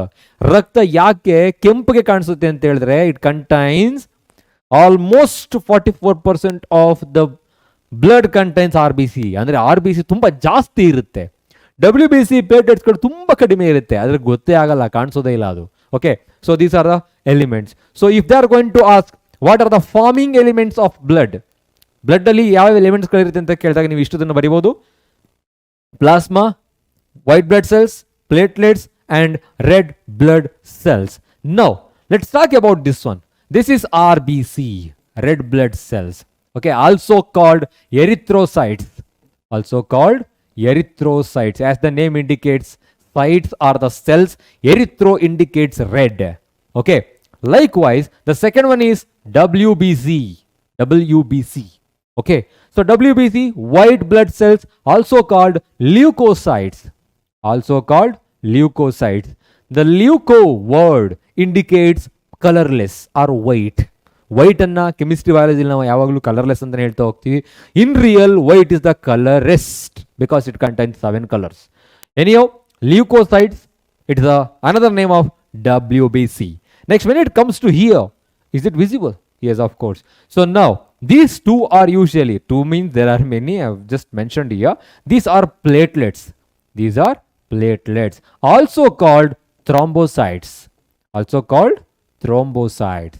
Okay, so now you are able to list out the forming elements of the blood. Erythrocytes, leukocytes, thrombocytes are also called red blood cells, white blood cells and platelets. Cells are also called corpuscles. ಅಂದ್ರೂ ಕೂಡ ಅದನ್ನು ಹೇಳ್ತಾ ಹೋಗ್ತಾರೆ. ಕೆಂಪು ರಕ್ತ ಕಣ, ಬಿಳಿ ರಕ್ತ ಕಣ ಮತ್ತೆ ಕಿರುತಟ್ಟಿಕೆಗಳು ಅಥವಾ ಕಿರುಪಟ್ಟಿಕೆಗಳು ಅಂತ ಕನ್ನಡದಲ್ಲಿ ಹೇಳ್ತೀವಿ. ಓಕೆ, ಇಷ್ಟಿದೆ ಇವಾಗ. Now we need to talk about these three forming elements. ಈಗ RBC ಅಂತ ಇದೆ, they usually red in color. ಅದು ರೆಡ್ ಕಲರ್ ಅಲ್ಲಿ ಇರುತ್ತೆ. ಓಕೆ, ಜೊತೆಗೆ these cells are usually spherical discoid in nature. Disc shape ಅಲ್ಲಿ ಇರುತ್ತೆ. Disc in shape. And they are usually red in color because of the presence of a pigment called hemoglobin. Globin. Okay, here I'm writing hemoglobin. And remember that hemoglobin is a respiratory pigment responsible for carrying the oxygen and carbon dioxide. Where they present? They are present on the surface of RBC. RBC surface alirutte. Their main function is to carry the oxygen and impart the color to the RBC. Color kodbeku antilla adu. It is there because to carry the oxygen and carbon dioxide. Okay. Next, when it comes to WBC, as the name indicates, white blood cells, leukocytes. Okay. Their main function ಏನಾಗಿರುತ್ತೆ? Usually they are amoeboid in shape. ಶೇಪ್ಗೆ ಬಂದರೆ amoeboid in shape. ಅಂದರೆ ಅದಕ್ಕೊಂದು specific shape ಇರೋದಿಲ್ಲ. Okay, ಬೇರೆ ಬೇರೆ ಥರ ಶೇಪ್ಗಳಿರುತ್ತೆ. ಒಳಗಡೆ nucleus ಕೂಡ ಅಷ್ಟೇ. Okay, I will explain it in the upcoming slides ಯಾವ ಥರ ಇರುತ್ತೆ ಅಂತ. Leucocytes, their main function is to provide the immune system. ಅಂದರೆ they act as a phagocytes, means they are responsible for killing the germs which is coming from the different, outside. Okay, they act as a immune system. They act as immune system, provides immunity anta helana, provides immunity. They are the soldiers of our body. You can say these are the soldiers of our body, Next, when it comes to platelets, thrombocytes, they are usually responsible for clotting of blood. So during bleeding or hemorrhage ಆದಾಗ ಏನಾಗುತ್ತೆ, that blood once comes outside, ಅದು ಹೊರಗಡೆ ಬಂದ ಮೇಲೆ, so that blood containing prothrombin and also fibrinogen enzymes, proteins along with the platelets that reacts with the air ಜೊತೆ react ಆಗಿ that forms a network, ಅಲ್ಲೊಂದು network formation ಆಗುತ್ತೆ. So that network is responsible for controlling the bleeding. ಅದು bleeding ಅನ್ನ ತಡೆಯುತ್ತೆ, haemophilia ಆಗದೆ ಇರೋ ತರ ನೋಡ್ಕೊಳ್ತಾ ಇರುತ್ತೆ, ಹೆಮೊರೇಜ್ ಆಗದೆ ಇರೋ ತರ. So that is called platelets, usually responsible for what is that, blood clotting. Blood ಕ್ಲಾಟಿಂಗ್ಗೆ ರೆಸ್ಪಾನ್ಸಿಬಲ್ ಆಗುತ್ತೆ. You can say clotting of blood. Okay, so ಇವಾಗ ಸ್ವಲ್ಪ ಜಾಸ್ತಿ ಇನ್ಫಾರ್ಮೇಶನ್ ತಿಳ್ಕೋಣ about these RBC, WBC and platelets. So let me add one more slide here for you. And this color should be okay, and look at here. First we need to talk about RBC. As I said, it is red in color and discoid in shape and biconcave in nature. ಅಂದ್ರೆ ಎರಡೂ ಕಡೆನೂ ಕೂಡ ಏನಾಗಿರುತ್ತೆ, aperture ಇರುತ್ತೆ ಈ ತರ, biconcave in nature. And rest, it contains a pigment called hemoglobin and mainly responsible for carrying oxygen and carbon dioxide. Okay, and RBC, 44% of blood contains RBC ಅಂತ ಹೇಳಿದೆ, ಅಷ್ಟು ಇರುತ್ತೆ RBC. ಸೊ ಜೊತೆಗೆ ಏನಪ್ಪಾ ಅಂತ ಹೇಳಿದ್ರೆ, ಪರ್ ಕ್ಯೂಬಿಕ್ ಮಿಲಿಮೀಟರ್, ಒಂದು cubic millimetre ಅಲ್ಲಿ there are about 4.5 to 5.5 millions of RBCs are present. You can say million of RBC per cubic millimeter. Okay, per cubic millimeter ಎಷ್ಟೇ ಇರುತ್ತೆ, 4.5 to 5.5 millions of RBC. Cubic millimeter, you know that. Okay, that width, length and depth, everything should be in millimeter. 1 millimeter ನಲ್ಲಿ ಇಷ್ಟು RBCs ಗಳಿರುತ್ತೆ.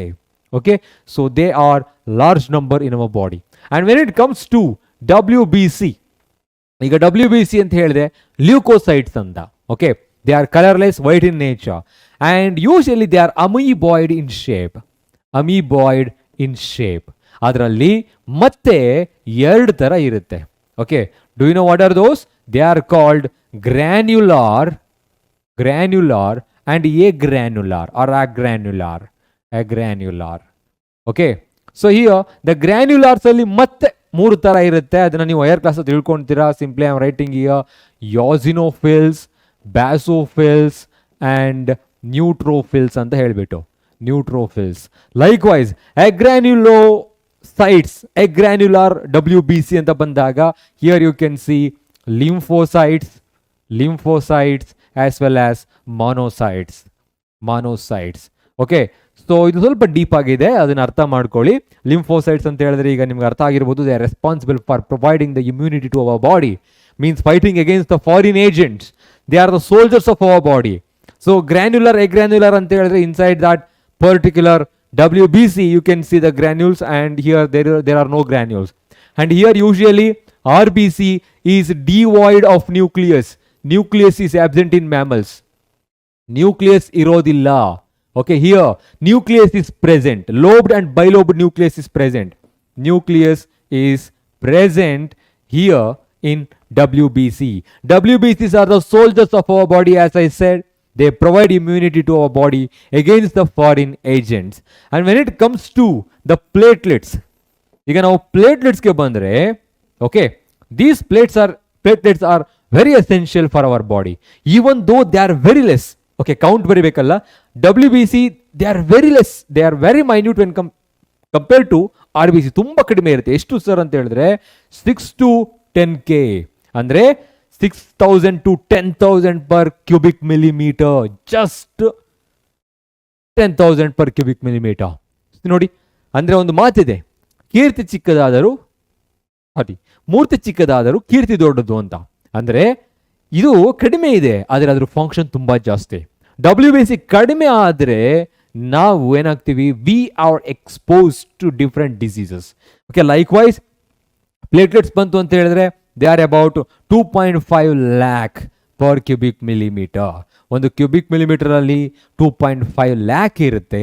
They are responsible for clotting of blood. Clotting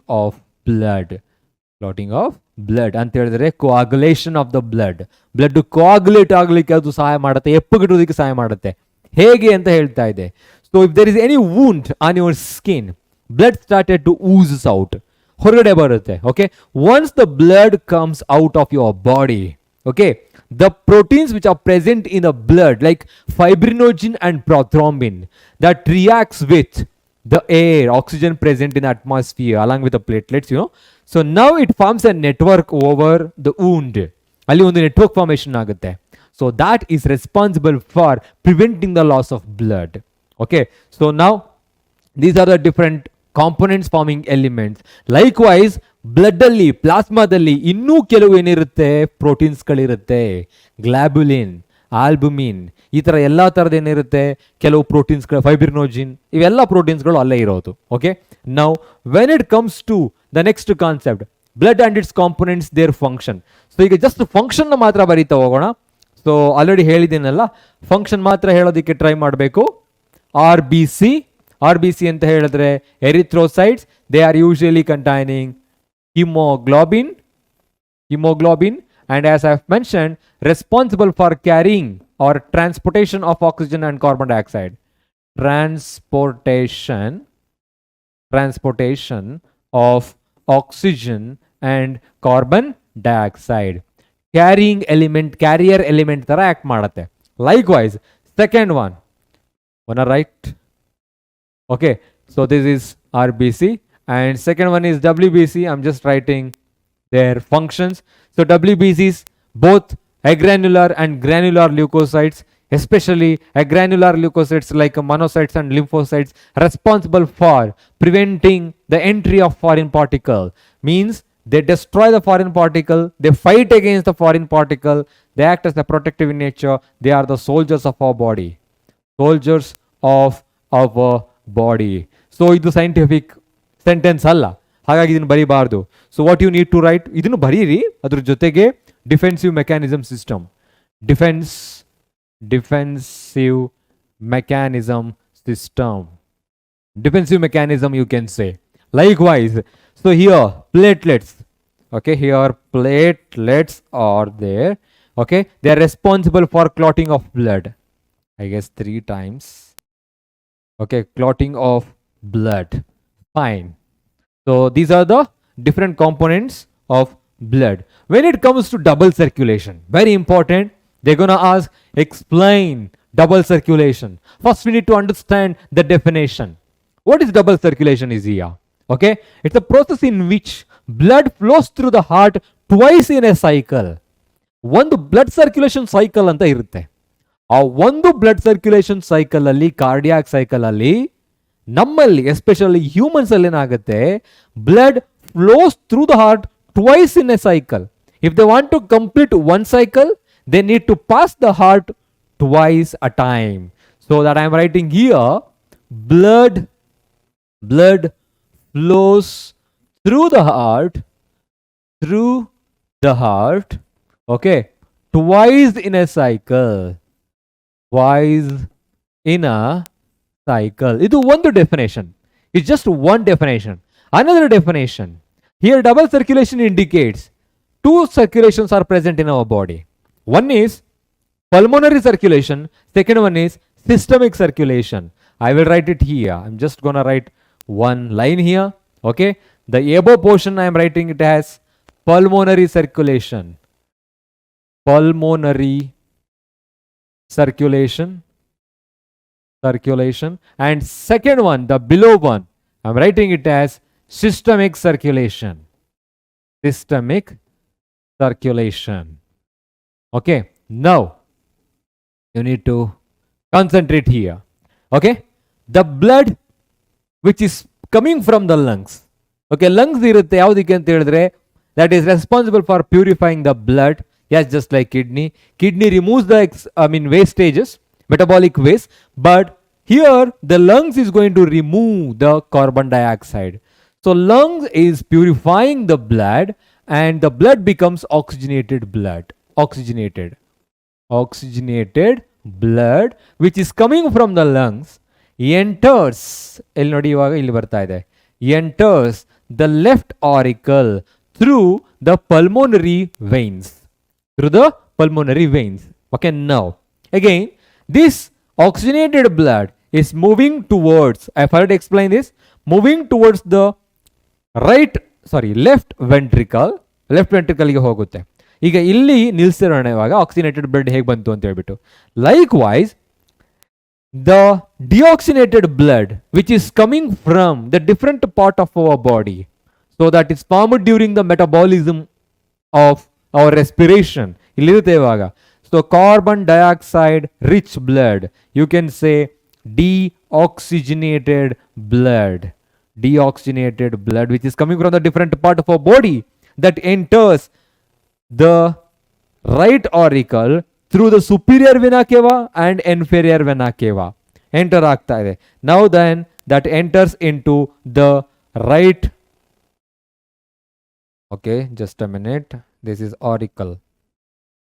Yes, so now you can say this is right auricle, right ventricle. So here the deoxygenated blood entering into the right auricle, now it is moving towards the right ventricle. Okay, now once the ventricles contracts, left ventricle ಮತ್ತೆ right ventricle contract ಆದಾಗ, so contraction ಗೆ ಇನ್ನೊಂದು ಹೆಸರು ಹೇಳ್ತಾ ಹೋಗ್ತೀವಿ, systole ಅಂತ ಹೇಳಿಬಿಟ್ಟು, systolic systole. So once the ventricle contracts, ಇದು contract ಆದರೆ, now the deoxygenated present in the right ventricle that move towards the lung through the pulmonary artery. Artery ಮುಖಾಂತರ ಏನಾಗುತ್ತೆ, ಅದು ಮೂವ್ ಆಗುತ್ತೆ. Okay. Likewise, the blood which is present in the left ventricle, which is oxygenated in nature, means oxygen rich blood. So that travel towards the different part of the body through the aorta. So aorta ಮುಖಾಂತರ ಏನಾಗುತ್ತೆ, ಅದು ಹೊರಗಡೆ ಹೋಗುತ್ತೆ. ಇಲ್ಲಿ aorta ಇದೆ. These are the systemic arteries. Now here the body cells are present. All body cells are utilizing the oxygenated blood. So oxygenated blood ಅನ್ನು use ಮಾಡ್ಕೊಳ್ತಾ ಇದೆ. Oxygen rich blood ಅಂತ ಬರೆಯೋಣ. Oxygen rich blood, and here it is carbon dioxide rich blood. Okay, understood? See here, to complete one cycle, this particular process blood is moving through the heart twice in a cycle. ಒಂದು cycle ನ complete ಮಾಡಲಿಕ್ಕೆ 2 ಸಲ ಹೋಗ್ತಾ ಇದೆ ಅದು. Okay, so I will explain it once again. The blood which is purified in the heart, that becomes oxygenated blood and coming towards the left auricle through the pulmonary veins and moving towards the left ventricle. Once the ventricle contracts, this oxygenated blood moving towards the different part of the body through the arteries. Okay, so that is called oxygenated blood or oxygen rich blood. Now body cells utilizes this oxygen for various metabolic activities and they releases carbon dioxide into the blood. The blood becomes deoxygenated. Now the hemoglobin, that is called carboxyhemoglobin or carbaminohemoglobin, that carries the carbon dioxide rich towards the right auricle through the superior and inferior vena cava. And now once the ventricle contracts, this deoxygenated blood travels towards the lungs through the pulmonary artery. Okay, and finally that's going to be eliminate, and again oxygen gets diffused. And pulmonary circulation and systemic circulation anta helidre, so the circulation of the blood between lungs and the heart. Here you can say pulmonary circulation means lungs and the heart. You can say the circulation of the blood between the lungs and heart is called pulmonary circulation. The circulation of the blood between the heart and the body cells, I can say the heart and the body cells is called systemic circulation. Understood? This is double circulation. Okay, they're going to ask this. What is the main significance of double circulation? ಯಾಕೆ double circulation ತುಂಬಾ important ಆಗುತ್ತೆ? Because it prevents what? It prevents mixing up of oxygenated and deoxygenated blood. Okay, ಎರಡನ್ನೂ ಕೂಡ mix up ಮಾಡೋದನ್ನ prevent ಮಾಡುತ್ತೆ. Second one, it supplies oxygen. It supplies oxygen efficiently for all the different activities, life processes. Okay, then only we can use it more oxygen for different activities. Okay, so energy production ge tumba help agutte. And also it maintains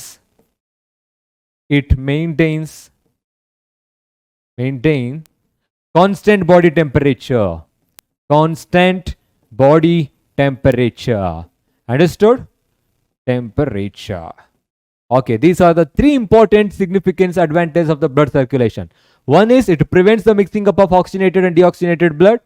There is no mixing up, and that leads to it supplies the oxygen efficiently to each and every part of our body, and we can use it for various activities, and it maintains the constant body temperature, and it is also responsible for maintaining the homeostasis. Now blood anta bandaga homeostasis anta enanta heltivi, so adu kuda help agutte. Okay, now when it comes to blood pressure, have you heard about BP? ಈಗ ನೀವಿಗೆ BP ಅನ್ನೋ word ಕೇಳಿರ್ತೀರಾ, ಅಂದ್ರೆ blood pressure, BP ಜಾಸ್ತಿ ಆಗೋಯ್ತು ಅಥವಾ ಕಡಿಮೆ ಆಗೋಯ್ತು ಅಂತ ಕೇಳಿರ್ತೀರಾ. Then what is this BP? How it creates, ಹೇಗೆ ಕ್ರಿಯೇಟ್ ಆಗುತ್ತೆ? So you can observe here, blood pressure is the pressure exerted by the blood against the walls of arteries. Just consider here is an artery. Illondhu artery ide anta tilkona ivaga. When the blood is moving through this artery, ಈ artery ಮುಖಾಂತರ blood move ಆಗುವಾಗ ಏನಾಗುತ್ತೆ, that creates a pressure on the walls of arteries. So arteries walls ಮೇಲೆ ಏನಾಗುತ್ತೆ, ಅಲ್ಲೊಂದು pressure create ಆಗುತ್ತೆ. This pressure created by the blood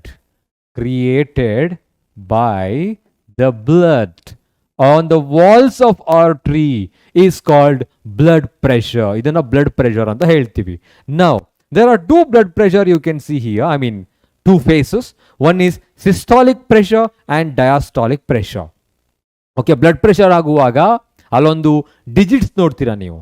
That common digit is 120/80. 120/80 ಅಂತ ಹೇಳ್ತೀವಿ. ಇವಾಗ ಇಲ್ಲಿ ಯಾಕದು 120 ಮತ್ತೆ 80 ಅನ್ನು ಇಂಡಿಕೇಟ್ ಮಾಡುತ್ತೆ, ಏನದು ಆಗಿದ್ರೆ? This is the normal blood pressure of human or healthy person. So you can say an average blood pressure of a healthy person is, ಯಾವ ತರ ಹೇಳ್ಬೋದು ನಾವು ಅದನ್ನ, 120/80 mmHg ಅಂತ ಹೇಳ್ತೀವಿ. ಹಾಗಂದ್ರೆ ಏನು ಅಂತ ನಾನು ಎಕ್ಸ್ಪ್ಲೈನ್ ಮಾಡ್ತೀನಿ ಇವಾಗ. Okay, what is that? The blood pressure in the arteries during the ventricular systole. So I was explaining that contraction and relaxation. Okay, contraction ಅಂತ ಹೇಳಿದ್ರೆ ಸಿಸ್ಟೋಲ್ ಅಂತ, ಓಕೆ, ಅಂದ್ರೆ ಕುಗ್ಗುವುದು ಅಂತ ಹೇಳ್ತೀವಿ. Relaxation in the sense it is nothing but ಹಿಗ್ಗುವುದು, ಅದನ್ನ diastole ಅಂತ ಹೇಳ್ತೀವಿ. You can observe systole in the sense contract. Likewise, here you can say diastole in the sense it is relax. Okay, when the blood is moving through the arteries, okay, the pressure is created by the systolic pressure. Just consider this. Here is a heart. Illondu heart ide anta tilkona. Okay, is it visible? Yes, almost visible, I guess. Okay, ಇಲ್ಲಿ heart ಇದೆ.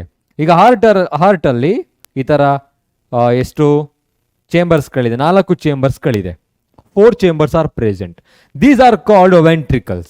Okay, the pressure which is exerted on the arteries due to ventricular systole, you can observe here systolic pressure. Okay, that is ventricular systole. Ventricular means ventricles, systole in the sense contraction. So the pressure exerted on the walls of arteries due to the contraction of ventricle due to the ventricular systole is called systolic pressure. ಇವಾಗ ಜಾಸ್ತಿ ಇರುತ್ತೆ pressure. Okay, so pressure is high when the ventricular systole is happening because it is supplying the blood and it creates the pressure in the walls of arteries. Next, when it comes to the diastolic pressure ಅಂತ ಹೇಳಿದ್ರೆ ಏನು? Diastole means relax. Okay, the pressure which is exerted on the walls of arteries during the relaxation of the ventricles or diastolic ventricular ಅಂತ ಹೇಳ್ತೀವಿ. ventricular diastolic ಅಂತ ಹೇಳ್ತೀವಿ. ಈಗ pump ಮಾಡಿದಾಗ ಅದು ventricular systole. Okay, systolic pressure ಜಾಸ್ತಿ ಆಗುತ್ತೆ. Relax ಆದಾಗ, once the ventricles are relaxed, okay, the pressure which is present within the arteries are very less. ತುಂಬಾ ಕಡಿಮೆ ಇರುತ್ತೆ. that pressure is called ಏನಂತ ಹೇಳ್ತೀವಿ? is diastolic pressure. Understood? I will repeat it. blood pressure ಅಂತ ಹೇಳಿದ್ರೆ it's a pressure exerted on the walls of arteries due to the blood is called blood pressure. blood move ಆಗುವಾಗ, okay, walls ಮೇಲೆ ಆಗುತ್ತಲ್ಲ pressure, arteries ಮೇಲೆ, ಅದನ್ನು ನಾವು blood pressure ಅಂತ ಹೇಳ್ತೀವಿ. 2 ಫೇಸಸ್ಗಳನ್ನ ನಾವು ನೋಡ್ಬೋದು ಇಲ್ಲಿ.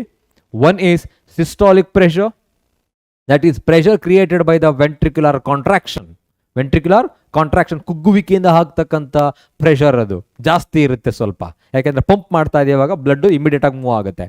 Second one is diastolic pressure, the pressure which is created when the ventricles relax. ಈಗ ರಿಲ್ಯಾಕ್ಸ್ ಆದಾಗ ಏನಾಗುತ್ತೆ? ಆ ಬ್ಲಡ್ ಪ್ರೆಷರ್ ಕಡಿಮೆ ಆಗುತ್ತೆ ಅಲ್ಲಿ. So you can say systolic pressure is about 120 mmHg. What is that? 120 ಇರುತ್ತೆ. So likewise the diastolic pressure is related about 80 mmHg. Okay, what is mmHg here? It is nothing but millimeter in mercury. Millimeters in mercury. So totally we can write it as 120 by 80 mmHg. Okay, so 120 indicates, ಏನು indicate ಮಾಡ್ತಾ ಇದೆ? systolic pressure that is caused by the ventricular contraction, and 80 indicates diastolic pressure. Diastolic pressure ಅಂತ ಹೇಳಿದ್ರೇನು? Yes, it is the pressure which is created when the ventricles are relaxed or diastole. Okay, now have you observed these two instrument? ಇದೆರಡು ಇನ್ಸ್ಟ್ರೂಮೆಂಟ್ಸ್ಗಳಿದೆ. ಇವಾಗ ಇದು ತುಂಬಾ ಹಿಂದೆ use ಮಾಡ್ತಾ, ಇವತ್ತಿಗೂ ಕೂಡ use ಮಾಡ್ತಾ ಹೋಗ್ತೀವಿ. nowadays also we are using this particular instrument. Nowadays this one we are using, that indicates 120 by 80 or 130 by 90, or it is lesser than 100 as well when that becomes low BP. What is the name of this particular instrument which is used to measure the blood pressure? Blood pressure ಅನ್ನ measure ಮಾಡಲಿಕ್ಕೆ use ಮಾಡೋ ಒಂದು instrument ಯಾವುದು? This particular instrument is called sphygmomanometer. Okay, ಹೆಸರು ಚೆನ್ನಾಗಿದೆಯಲ್ಲ? This name is so nice. Okay, so this is called blood pressure. Blood pressure, systolic, diastolic pressure, 120, 80 mm Hg, millimeters in mercury. Mercury column. ಇಲ್ಲಿ mercuryನ use ಮಾಡಿರ್ತಾರೆ. Okay, so now when it comes to blood vessels, ಇಲ್ಲಿ heart ಬಗ್ಗೆ ತಿಳ್ಕೊಂಡು blood ಬಗ್ಗೆ ತಿಳ್ಕೊಂಡು ಈಗ blood vessels ಬಗ್ಗೆ ತಿಳ್ಕೊಬೇಕು. ಸೊ ಹಾಗಿದ್ರೆ ಯಾವ ತರ ಬ್ಲಡ್ ವೆಸಲ್ಸ್ಗಳಿರುತ್ತೆ, ಬ್ಲಡ್ ವೆಸಲ್ಸ್ ಅಂದ್ರೇನು ಅಂತ ತಿಳ್ಕೊಳ್ಳೋಣ. ಓಕೆ, ನಾವು blood vessels are of three types ಇರುತ್ತೆ. One is arteries, second one is veins, and third one is capillaries. Next one is capillaries. Sorry. Yes, capillaries. Okay. Next, when it comes to the difference between arteries and veins, ಯಾವ ತರ ಅದು work ಆಗುತ್ತೆ, ಅದರ function ಏನು ಅಂತ ತಿಳ್ಕೊಳ್ಳೋಣ ಇವಾಗ. See, these are the arteries and these are the veins. Differences I have written here. Just I'm going to explain it. ಅವೆರಡಕ್ಕೂ ಡಿಫರೆನ್ಸ್ ಏನು ಅಂತ ಕಾಮನ್ ಆಗಿ 2 to 3 ಮಾರ್ಕ್ಸ್ಗೆ ಕೇಳ್ತಾರೆ, ಅದನ್ನು ನೆನ್ಪಿಟ್ಕೊಬೇಕು. ಈಸಿ ಇದೆ ಇದು. ಓಕೆ, ಯಾವ ಥರ ಅಂತ ಹೇಳ್ಬಿಟ್ಟು, arteries carry blood away from the heart to the body organs. As I have mentioned, remember the different parts of ಹಾರ್ಟಲ್ಲಿರೋ ಡಿಫ್ರೆಂಟ್ ಪಾರ್ಟ್ಸ್ಗಳನ್ನ ನೆನ್ಪಿಟ್ಕೊಳ್ಳಿ. ಆರ್ಟರೀಸ್ ಯಾವುದಿರುತ್ತೆ, ನಾನು ಆರೋ ಮಾರ್ಕ್ ಬರೆದಾಗ ನಿಮಗೆ ಗೊತ್ತಾಗಿರಬೇಕು which carries the blood away from the heart ಯಾವುದು ಅಂತ ಹೇಳ್ಬಿಟ್ಟು. ಹಾರ್ಟಿಂದ ಬ್ಲಡ್ಡನ್ನು ಹೊರಗಡೆ ತೆಗೆದುಕೊಂಡು ಹೋಗೋದು ಯಾವುದು, that is called pulmonary artery and aorta. ಎರಡೇ ಅಂದರೆ ಅವೆರಡು ಕೂಡ ಏನಾಗಿರುತ್ತೆ, ಆರ್ಟರೀಸ್ಗಳಾಗಿರುತ್ತೆ. Arteries carry blood away from the heart. You can write it like this. Okay, I am simply writing this structure again and again. Okay, they are carrying the blood away from the heart. This is pulmonary artery and aorta. Okay, they are carrying away from the heart. Likewise, second one, illige barona.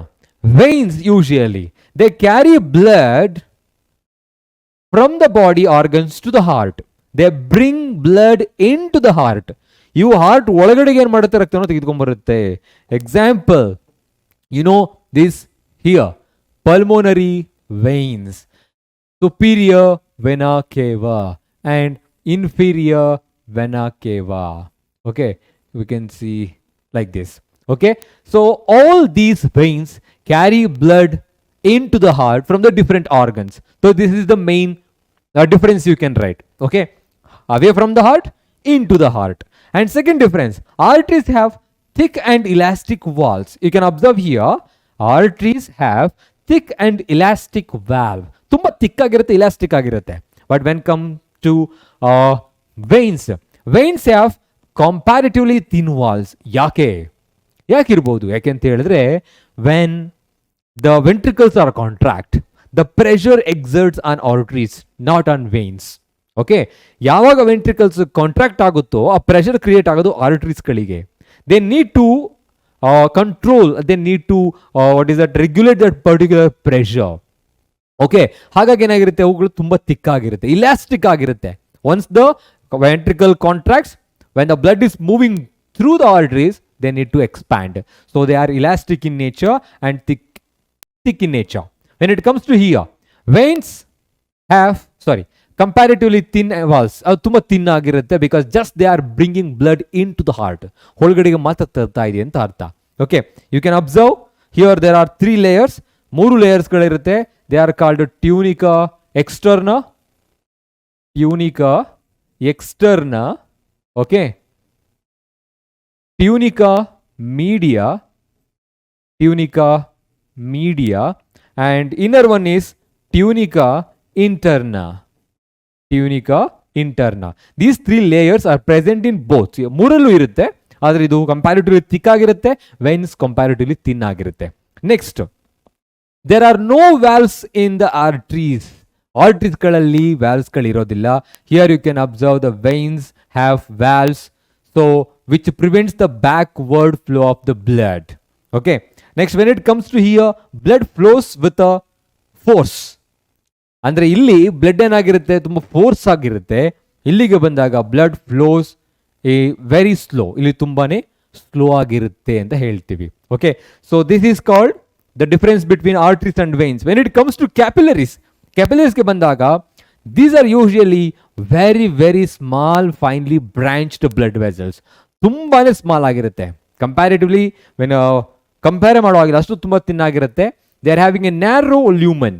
ಇಲ್ಲಿಗೆ ಬಂದಾಗ wider ಲ್ಯೂಮನ್ ಇರುತ್ತೆ, but ಕ್ಯಾಪಿಲರೀಸ್ಗಳಲ್ಲಿ ತುಂಬ ಏನಾಗಿರುತ್ತೆ, lumen ಅಂತ ಹೇಳಿದ್ರೆ cavity, it is very narrow.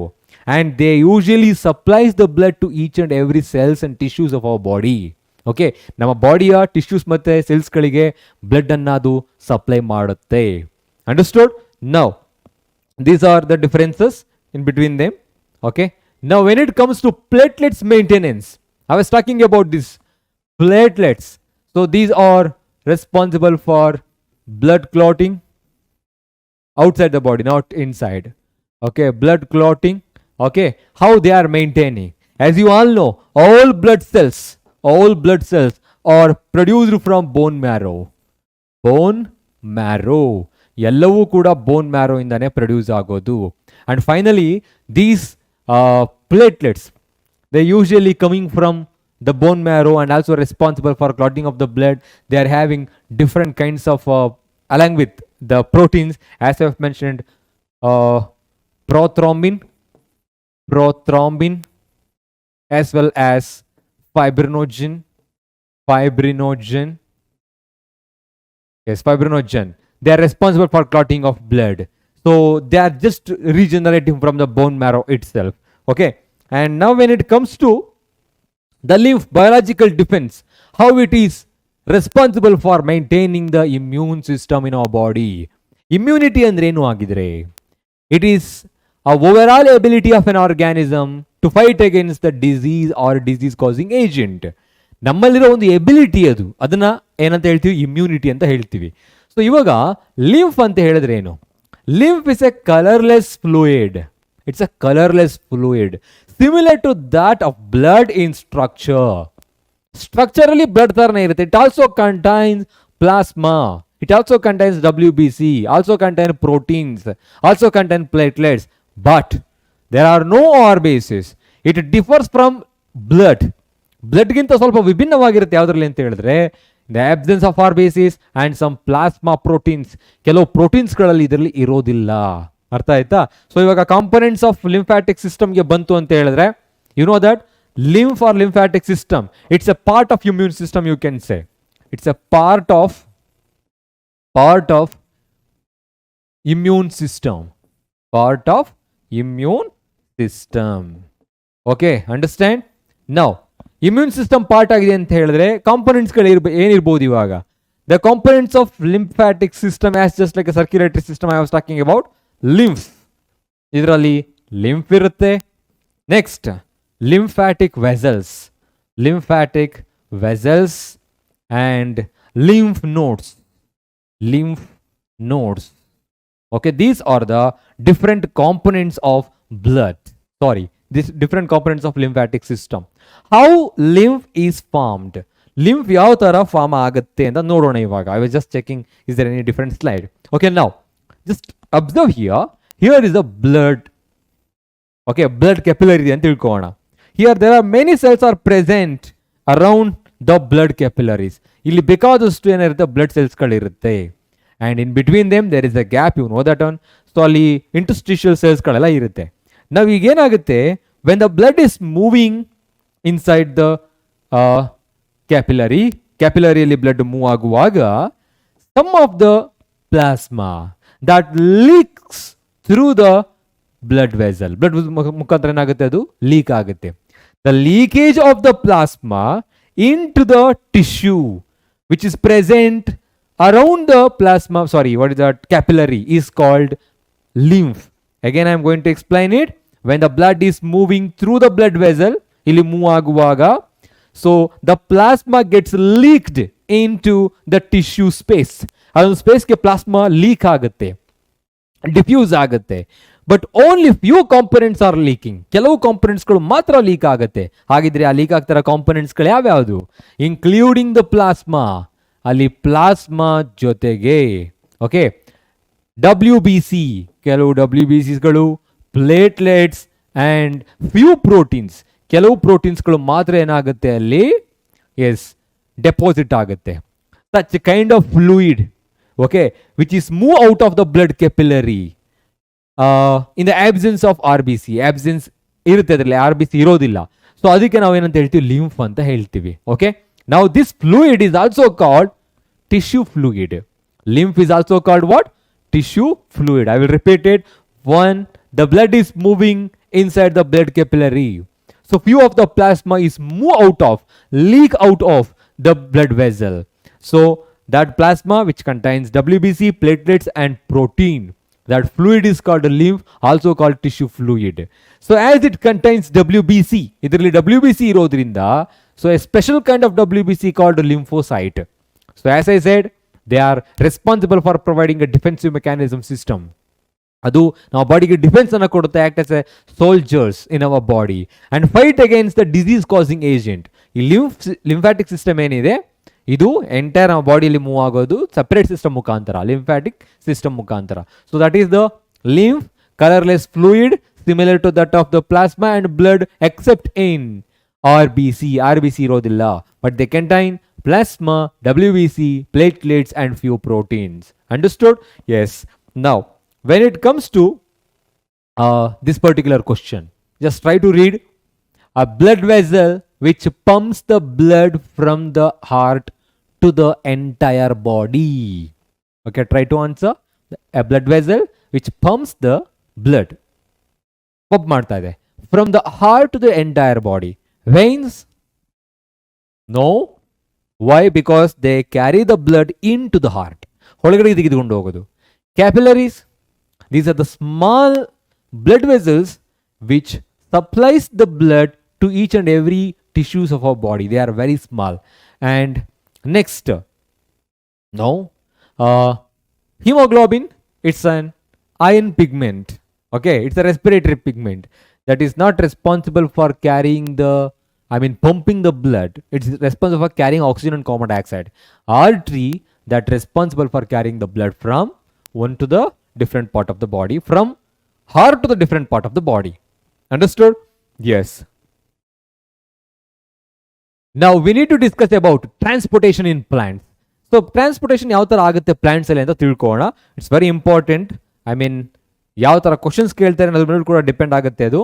So transportation in plants ಬಂತು ಅಂತ ಹೇಳಿದ್ರೆ, what are the raw materials required by the plants during photosynthesis? We have already discussed in the previous session of the particular chapter. ಅದನ್ನು ತಿಳ್ಕೊಂಡು ಯಾವ ರಾ ಮೆಟೀರಿಯಲ್ಸ್ಗಳು ಬೇಕು photosynthesis ಆಗಬೇಕಿದ್ರೆ ಅಂತ ಹೇಳ್ಬಿಟ್ಟು, usually they need to transport many components including, what is that? Water. They need to carry raw materials ಅಂತ ಹೇಳ್ತಾ ಇಲ್ಲ ನಾವು, ಹೇಳೋಣ ಇವಾಗ, carbon dioxide R any other inorganic salts. Inorganic minerals or salts. Minerals and salts. Okay, so these are the raw materials. Now plant need to transport this to different part of the body. So have you heard about Sequoia gigantea? Sequoia gigantea, it is the tallest, largest plant tree on the earth. It grows up to about 125 meters. 125 meter ತನಕ ಬೆಳೆಯುತ್ತೆ ಇದು. Okay, see in normal plants, ಚಿಕ್ಕ ಪ್ಲಾಂಟ್ಗಳಲ್ಲಾದರೆ, ಆಲ್ಗೆಯಲ್ಲಿ ಬ್ರಯೋಫೈಟ್ಸ್ಗಳಲ್ಲಾದರೆ, okay, they do not have, ಆಲ್ಗೆಯನ್ನು ಬಿಟ್ಟು ನೋಡೋಣ ಇವಾಗ, ಇರಲಿ, ಆಲ್ಗೆ ಅಂಡ್ ಬ್ರಯೋಫೈಟ್ಸ್ಗಳಲ್ಲಾದರೆ they do not possess any conducting tissues. They transport the material from one to the another part of the body by the process called diffusion and osmosis. Simple process ಮುಖಾಂತರ ಹೋಗುತ್ತೆ. Okay, ಆದರೆ in case of such trees, not only that Sequoia gigantea, in most of the plant, from the pteridophytes to gymnosperms and angiosperms, all plants, they need to carry the substances from one part to the another part of the body. So you can observe here why the diffusion and osmosis is not sufficient to carry the nutrients from one to the another part of the body. ಯಾಕೆ sufficient ಆಗೋಗಲ್ಲ?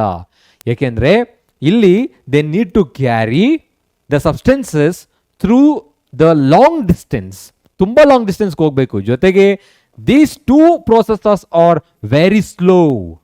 These are very slow. ಅದನ್ನ ನೀವು ಹೇಳ್ಬೋದು. Diffusion and osmosis, these two are the physical process. They involved in the movement of materials, but they will take lot of time to carry. They are very slow process. Hence, In large plants, in higher plants, conducting tissues are present to transport the materials. Okay, so you can observe here, from soil to the different part of the body, from soil to the tip of the plant body, they need to carry. Okay, there is no pumping system. Like us, there is no heart to supply the nutrients. There is no blood vessels. ಯಾವುದೇ ಥರದ blood ವೆಸಲ್ಸ್ಗಳು ಇರೋದಿಲ್ಲ ಅಲ್ಲಿ, ಆದರೂ ಕೂಡ pump ಆಗಬೇಕು. ಈಗ ನಾವೇನಾದರೂ, if you are living in first floor or second floor, if they want to pump the water from ground to first floor, we need some energy. Electric ಎನರ್ಜಿನ ಯೂಸ್ ಮಾಡ್ತೀವಿ, ಮೆಕ್ಯಾನಿಕಲ್ ಎನರ್ಜಿ ಆಗುತ್ತೆ, ಅದು pump ಆಗಬೇಕು. Some energy must be there to pump the water against the gravitational force. ಮೇಲೆ ಹೋಗ್ಬೇಕು ಅಂತ ಹೇಳಿದ್ರೆ, but ಇಲ್ಲಿ ಯಾವ ಫೋರ್ಸ್ ಇದೆ ಅದನ್ನು ನಾವು ಇವಾಗ ತಿಳ್ಕೊಳ್ತಾ ಹೋಗೋಣ. Here, in higher plants, diffusion and osmosis is not enough to supply or transport the raw materials or any other substances from ground to the tip of the plant body. Hence, they have a different transport system. A transport system ಯಾವುದು ಅಂತ ತಿಳ್ಕೊಬೇಕು ಇವಾಗ. Yes, that is called vascular tissues.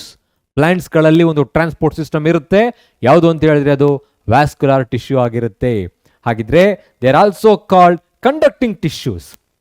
ಯಾವ್ಯಾವುದು ಆಗಿದ್ರೆ ಅದು? Those vascular tissues which are present in plants are called xylem and phloem.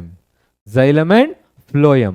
Water conducting tissue and food conducting tissue.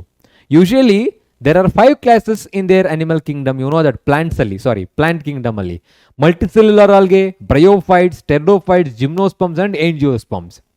Bryophytes and multicellular algae, they do not possess vascular tissues.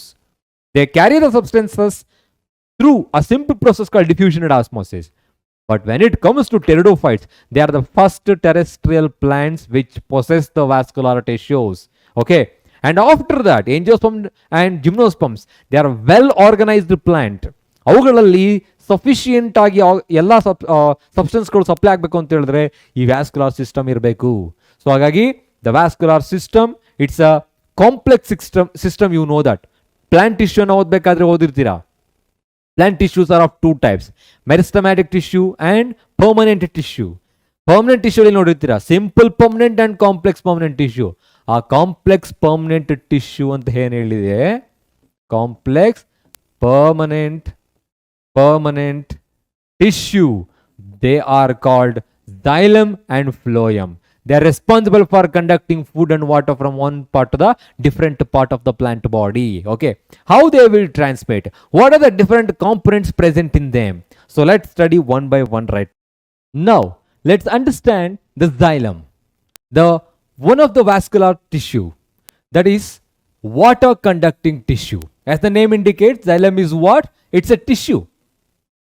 So in the previous slide I have explained that it's a complex permanent tissue. So that means it is made of what? It is made of different cells. ಬೇಕಾದಷ್ಟು cells ಗಳಿಂದ ಆಗಿರುತ್ತೆ.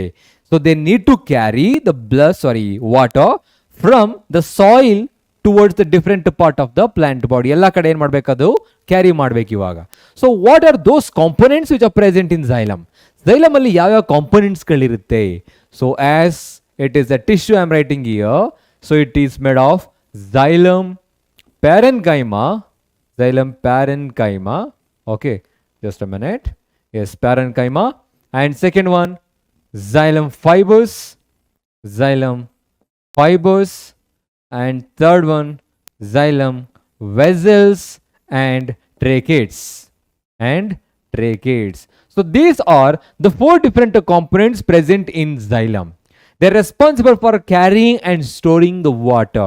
As the name indicates, parenchyma. So parenchyma cells are responsible for photosynthesis. Chlorenchyma anta heltivi. They are having large intercellular space. Adana aerenchyma anta heltivi. They are also responsible for storage of water in the case of where? In the xylem. Also helps in conduction of water. Fibers. So usually they provide a mechanical strength to the plant body along with xylem. See, the branches of tree are very hard. ತುಂಬಾ hard ಆಗಿರುತ್ತೆ branches of ಟ್ರೀಗಳು. ಯಾಕೆ? Because of the presence of xylem and phloem. Because of the presence of xylem fiber and phloem fibers. Okay, this provides the mechanical strength. As like vessels and tracheids, They are responsible for usually conducting the water. They conducts the water. ಇದು conduct ಮಾಡುತ್ತೆ. And remember that ಯಾವ ಥರ conduct ಮಾಡುತ್ತೆ ಅಂತ ಹೇಳಿದ್ರೆ, so just imagine that here there are root, ಇಲ್ಲಿ ರೂಟ್ಸ್ಗಳಿದೆ. They are absorbing the water from the soil. Soil ಇಂದ ವಾಟರ್ನ ಅಬ್ಸಾರ್ಬ್ ಮಾಡ್ಕೊಳ್ಳುತ್ತೆ. They are absorbing the water from the soil. Now this water must be traveled towards the different part of the body against the gravitational force. Against the gravitational force. Against the gravitational force. Okay. And now, how? ಹೇಗೆ ಸಾಧ್ಯ ಆಗುತ್ತೆ ಇದು? It is just because of ಯಾವುದರಿಂದ ಆಗುತ್ತೆ ಅಂತ ಹೇಳಿದ್ರೆ, because one is the transpiration pull, are also called ascent of sap. ಈಗ transpiration ಅಂದ್ರೆ ಏನು ಅಂತ ಗೊತ್ತಿದೆ ನಿಮಗೆ. It's merely evaporation, not an evaporation. It is loss of water through the stomata during day time. Okay, during photosynthesis ಇಲ್ಲಿ water ಏನಾಗ್ತಾ ಇರುತ್ತೆ, loss ಆಗ್ತಾ ಇರುತ್ತೆ. ಇಲ್ಲಿ ಏನಾಗ್ತಿದೆ, ಟ್ರಾನ್ಸ್ಪಿರೇಷನ್ ಆಗ್ತಾ ಇದೆ.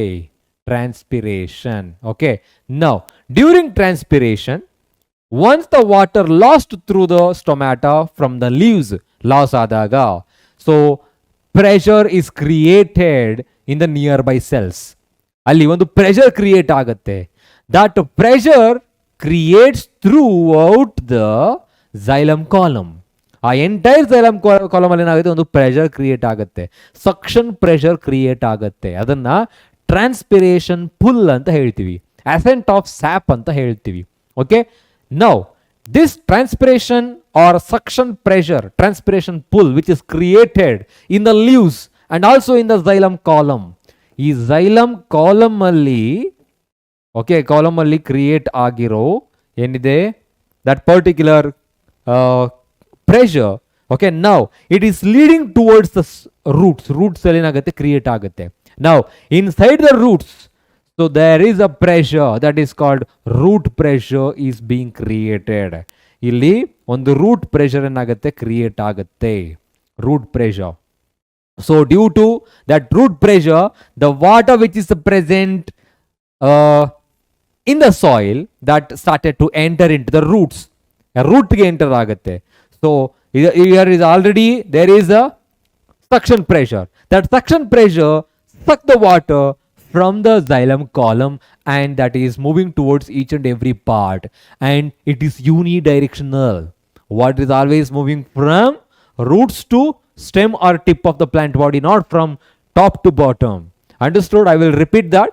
Xylem is a water conducting tissue. Okay, it's a tissue, hence it is made up of different components, different cells. So those 4 cells present in xylem are xylem parenchyma, xylem fibers, xylem vessels, and tracheids. Okay, these are mainly responsible for conduction of water. Water conduction ಮಾಡಲಿಕ್ಕೆ ಸಹಾಯ ಮಾಡುತ್ತೆ. ಹೇಗೆ ಅಂತ ಹೇಳಿದ್ರೆ, water ಯಾವ ತರ move ಆಗುತ್ತೆ ಅಂತ ಹೇಳಿದ್ರೆ, so water is conducting throughout the plant body, so just because of 2 important pressure. One is suction pressure created by the transpiration, also called transpiration pull. During daytime, or once the water lost through the stomata during transpiration, that pressure creates in the nearby cells, and that leads to the xylem column. Okay, that pressure till that leads to the root. In the root, inside the root, due to ionic concentration, ಅಲ್ಲಿ ionic concentration ಆದಾಗ ಏನಾಗುತ್ತೆ, that creates the root pressure. That root pressure that sucks the water from the soil and that move towards the different part of the body through the xylem. Xylem ಮುಖಾಂತರ ಏನಾಗುತ್ತೆ, ಅದು move ಆಗುತ್ತೆ. So you can remember these 2 were, one is transpiration pull, transpiration rational pull or ascent of sap, and second one is the root pressure. The root pressure. Okay, so these 2 are essential here.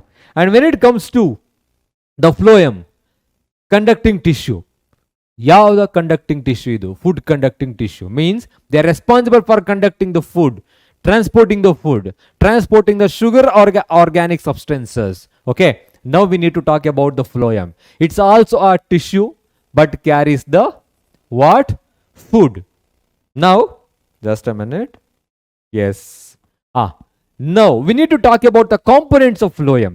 Phloem ನಲ್ಲಿ ಯಾವ components ಇರುತ್ತೆ ಅಂತ ತಿಳ್ಕೊಳ್ಳೋಣ. Phloem is usually made of 4 components as just like a xylem. They are called, not this one, phloem parenchyma, phloem parenchyma, and next one is phloem fibers, tubes, and companion cells. Tubes and companion cells. Okay, these are just like, companion cells, as the name indicates. It is always associated with the tubes responsible for carrying the food substances from one to the another part. I'm just going to write here. If you can observe here was a tube. Illi tube ide anta helidre, so just beside that companion cells are present. Illi companion cells gal illi irutte illi. Okay, they are always associated with the tubes. In between the two sieve cell, ಎರಡು sieve cell ಗಳ ಮಧ್ಯದಲ್ಲಿ ಒಂದು plate ಇರುತ್ತೆ. This plate is called sieve plate, having sieve pores. So that is responsible for carrying the blood in both the direction. That is responsible for carrying the food substances in both the direction. So along with that, phloem fibers and phloem parenchyma are present.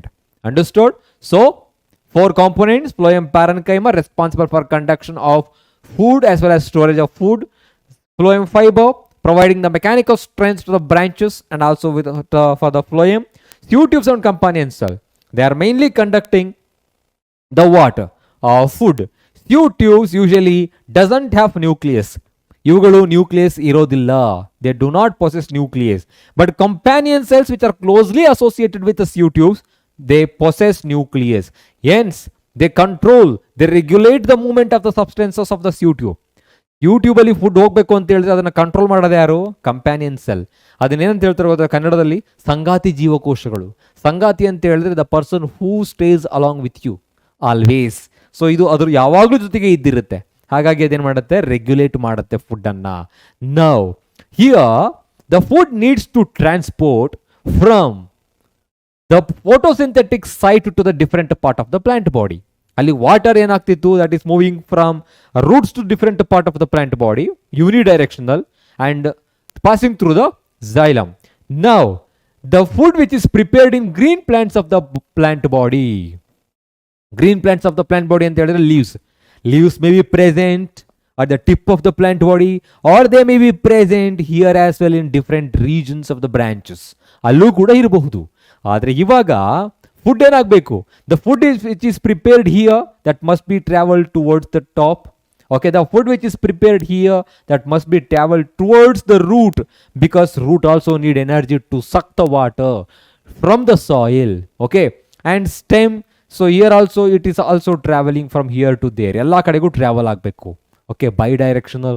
So the phloem is conducting the food in bidirection, means top to bottom, bottom to top. Ella kadege ಏನಾಗುತ್ತೆ? ಅದು transport ಆಗುತ್ತೆ. But how, ಯಾವ ತರ create ಆಗುತ್ತೆ ಅದು? So again here it is responsible for carrying that. So with the help of the sugars, that ATP generated, and by using that, here it is responsible for carrying that. Ella kadege ಏನಾಗ್ತಾ ಇರುತ್ತೆ? through the phloem ಇಲ್ಲಿ pressure create ಆಗ್ತಾ ಇರುತ್ತೆ. Through the sieve tubes as well as the companion cell, it is moving towards different part of the plant body. Okay, so that you can observe food which is, you can call it as sugar, you can call it as whatever it is, organic substances that is traveling towards each and every part of the body in bidirectional. Okay, this is about phloem.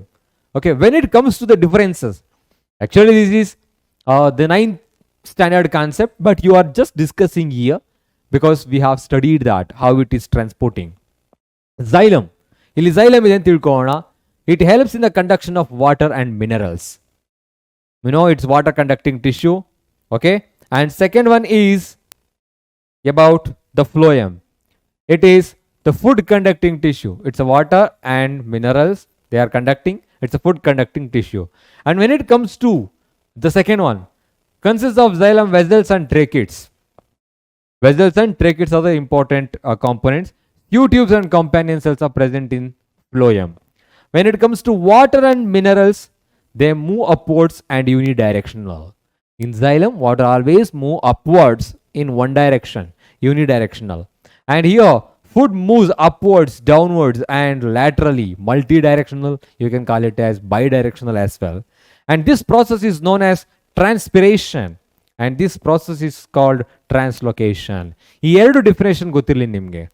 Transpiration ಅಂತ ಹೇಳಿದ್ರೆ it's a process of loss of water through the stomata that is responsible for carrying the water from one part of the another part of the body through the xylem. Translocation, it is related to the transport of food. Here the food is transported from the photosynthetic part to the different part of the plant body. Translocation is related to transportation of the food through the phloem. Okay, so this process is called translocation. Now, transpiration. Okay, we are talking about this one. Transpiration anta helidre enu agidare. So transpiration, in the sense, it is merely an evaporation but not evaporation. Okay, you can say loss of water through the stomata in the form of vapors. Loss of water through the stomata. Okay, now during daytime stomata are open and through that the water is being lost. Illi enagta irutte, lost aagta irutte anta helta idu transpiration. Now, what is the significance of transpiration? See, the transpiration is very essential for the maintenance, or it maintains the water balance in the plant body. Plant bodyಯಲ್ಲಿ water balance maintain ಆಗಬೇಕು ಅಂತ ಹೇಳಿದ್ರೆ ಅದಕ್ಕೆ main ಆಗಿ transpiration ಇರಬೇಕು. It also responsible for conduction of water. Once the water lost through the stomata, that creates the transpiration pull, sucks the water throughout the xylem column. So that helps in conduction of water, creates the transpiration pull, as I have told you, and cooling effect. See, while water is lost through the stomata, the entire surrounding of the plant becomes cool. Freeze ಆಗುತ್ತೆ. ಆ plant body ಕೂಡ ಏನಾಗಿರುತ್ತೆ, cool ಆಗಿರುತ್ತೆ. ಈಗೆಲ್ಲ air freshener ಅಂತ ನಾವು use ಮಾಡ್ತೀವಿ ಪ್ಲಾಂಟ್ಗಳನ್ನು. Okay, so likewise cooling effect, keep the leaves healthy and cells as turgid. ಈ ಟ್ರಾನ್ಸ್ಪಿರೇಷನ್ ಪ್ರೋಸೆಸ್ ಇರೋದಕ್ಕೇನೆ ಎಲ್ಲ ಸೆಲ್ಸ್ಗಳು ಹೆಲ್ದಿ ಆಗಿರುತ್ತೆ, ಜೊತೆಗೆ ಸೆಲ್ಸ್ಗಳೇನಾಗಿರುತ್ತೆ, ಟರ್ಜಿಡ್ ಆಗಿರುತ್ತೆ. Water being last and water is entering through the xylem column like that. So you can say transpiration and their significance like this. Transpiration is a loss of water through the stomata. Okay, during daytime. So what are the significance of transpiration? They are responsible for maintaining the water balance in the plant body. They helps in the conduction of water by creating the transpiration pull, cooling effect, and keep the leaves healthy and cells as turgid. Turgid means it is swelled or bulged. Adanna rigid agi idkolodike help ಮಾಡುತ್ತೆ. Okay, now let's discuss about the excretion in plants and animals. So plants ಮತ್ತು animals ಗಳಲ್ಲಿ excretion ಹೇಗಿರುತ್ತೆ ಅಂತ ತಿಳ್ಕೊಳ್ಳೋಣ. First, what is excretion? Excretion ಅಂತ ಹೇಳಿದ್ರೆ ಏನು? It's a biological process. As we have studied in the previous session, excretion ಅಂತ ಹೇಳಿದ್ರೆ it's a biological process. So we know the different characteristics of living organisms from the beginning of nutrition till the end of excretion occur only in living organisms. Hence it is biological process and involved in the removal of the harmful metabolic wastes. Involved in the removal of harmful metabolic wastes.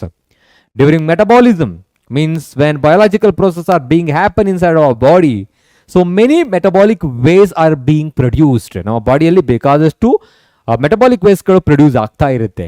ಆ ಎಲ್ಲ metabolic wasteಗಳು produce ಆಗೋದಿಕ್ಕೆ ಏನಂತ ಹೇಳ್ತಾ ಹೋಗ್ತೀವಿ ನಾವು, ಅದನ್ನ remove ಮಾಡೋದಿಕ್ಕೆ excretion ಅಂತ ಹೇಳ್ತೀವಿ. So you can say excretion is a biological process in which it is involved in the removal of harmful substances. Metabolic wastes from our body is called excretion. It will be occur in all the living organisms. As I said, life process. It's also a kind of life processes. So amoeba, that is usually removing the excretory wastes or metabolic waste by the process called osmosis. Osmosis na mukantar ಏನಾಗುತ್ತೆ, ಅದು ಹೊರ ಹಾಕುತ್ತೆ. Okay, through the plasma membrane, that is eliminating the wastes. Likewise, different animals, including all these animals, including human beings, we are removing the excretory waste from our body by different process with the help of excretory system in the form of, I mean, that metabolic waste. ಅದೇನಿರುತ್ತೆ metabolic ವೇಸ್ಟ್ಗಳು, ಅದನ್ನು ನಾವು nitrogenous waste ಅಂತ ಹೇಳ್ತಾ ಹೋಗ್ತೀವಿ. ಆ nitrogenous ವೇಸ್ಟ್ಗಳ ಮುಖಾಂತರ ಏನಾಗ್ತಿತ್ತು, ಹೊರಗಡೆ ಆಗ್ತಾ ಹೋಗ್ತೀವಿ. ಜಸ್ಟ್ ಇಮ್ಯಾಜಿನ್ ದ್ಯಾಟ್, ಈಗ ನಮ್ಮ ಮನೆಯಲ್ಲಿ ಪ್ರತಿದಿನ ಏನಾಗ್ತಿರುತ್ತೆ, ಕಸ ಫಾರ್ಮೇಷನ್ಗಳು ಆಗ್ತಾನೆ ಇರುತ್ತೆ. ಓಕೆ, ಅಂದರೆ ಅದು ಕಿಚನ್ ವೇಸ್ಟ್ ಆಗಿರ್ಬೋದು, ಡೊಮೆಸ್ಟಿಕ್ ವೇಸ್ಟ್ ಆಗಿರ್ಬೋದು, ಎಲ್ಲ ಇರುತ್ತೆ ಅಂತ ತಿಳ್ಕೊಳ್ಳೋಣ. Okay, if you are keeping that particular kitchen waste or any other kind of waste in your home ಇಟ್ಕೊಂಡಿದ್ರೆ, ಆಫ್ಟರ್ 10 days, ಆಫ್ಟರ್ 20 days ಏನಾಗುತ್ತೆ, so that becomes infected area. That becomes an infected area. ಅಲ್ಲಿಂದ ಏನಾಗುತ್ತೆ, so ನಿಧಾನವಾಗಿ ಆ ಹುಳುಗಳು, ಕ್ರೀಚರ್ಸ್ಗಳು, ಮಸ್ಕಿಟೋಸ್ಗಳು ಎಲ್ಲ ಏನಾಗುತ್ತೆ, pathogens ಎಲ್ಲ ಎಲಿಮಿನೇಟ್ ಆಗುತ್ತೆ, ಅಲ್ಲಿಂದ ಎಕ್ಸ್ಪೋಸ್ ಆಗ್ತಾ ಹೋಗುತ್ತೆ. ಓಕೆ, ಅಂದರೆ we have to remove the waste now and then. ಅದಕ್ಕೆ ನೀವು ನೋಡಿರ್ತೀರಾ ಮುನ್ಸಿಪಾಲಿಂದ ಮಾರ್ನಿಂಗ್ ಟೈಮಲ್ಲಿ ನಮ್ಮ ಮನೆ ಮುಂದೆನೇ ಓಡಾಡ್ತಿರ್ತಾರೆ ಹಿಂಗೆ ಅಂತ ಹೇಳಿದ್ರೆ, they use to take all the garbages that we have created. ನಮ್ಮಲ್ಲಿ ಏನೇನು ಕಸ ಇರುತ್ತೆ ಅದನ್ನ ಅವ್ರು ತುಂಬ್ಕೊಂಡು ಹೋಗ್ತಾರೆ. ಅವ್ರೇನಾದರೂ ಬಂದು ಅದನ್ನು ತುಂಬ್ಕೊಂಡು ಹೋಗ್ಲಿಲ್ಲ ಅಂತ ಹೇಳಿದ್ರೆ, ಆಫ್ಟರ್ 10 days ಅದೆಲ್ಲ ಇದ್ದರೆ ಪಾಯ್ಸನಸ್ ಆಗುತ್ತೆ, ಇನ್ಫೆಕ್ಟೆಡ್ ಆಗುತ್ತೆ. Now and then we have to remove the waste from there as well from our body. ನಮ್ಮ ಬಾಡಿಯಿಂದ ಎಲ್ಲಿಂದ ನಾವು ಅದನ್ನು ರಿಮೂವ್ ಮಾಡಲೇಬೇಕು. ಹಾಗಾಗಿ ಅಕಸ್ಮಾತ್ ರಿಮೂವ್ ಮಾಡಲಿಲ್ಲ ಅಂದರೆ ಅದು ಪಾಯ್ಸನ್ ಆಗುತ್ತೆ. Okay, that's why we are using that harmful metabolic waste from our body. So this is called excretion. Now we need to talk about the excretion metabolic waste. What are the metabolic wastes are being generated from our body during metabolism?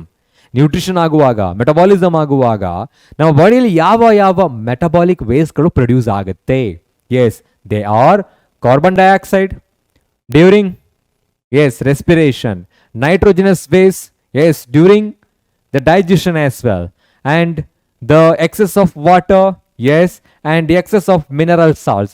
See here, all these are the metabolic wastes which are present in our body and created during metabolism. Carbon dioxide, nitrogenous waste, excess of water, and excess of mineral salts. Okay, so while the blood is getting purified by the kidney, so ಈಗ kidney ಆಗಿರ್ಬೋದು, liver ಆಗಿರ್ಬೋದು, ಅಲ್ಲೆಲ್ಲ ಏನಾಗ್ತಿರುತ್ತೆ, blood purify ಆಗ್ತಾ ಇರುತ್ತೆ. Okay, so that is very helpful to remove the mineral wastes, salts and excess of water, nitrogenous wastes, ಅದನ್ನೆಲ್ಲ remove ಮಾಡಬೇಕು. ಈಗ ನೈಟ್ರೋಜನಸ್ ವೇಸ್ಟ್ ಅಂತ ಹೇಳಿದ್ರೆ ಯಾವುದಿರುತ್ತೆ? It is maybe ammonia. Okay, ammonia ಆಗಿರ್ಬೋದು, or nitrogen or urea, uric acid. You can say urea and uric acid only. Uric acid.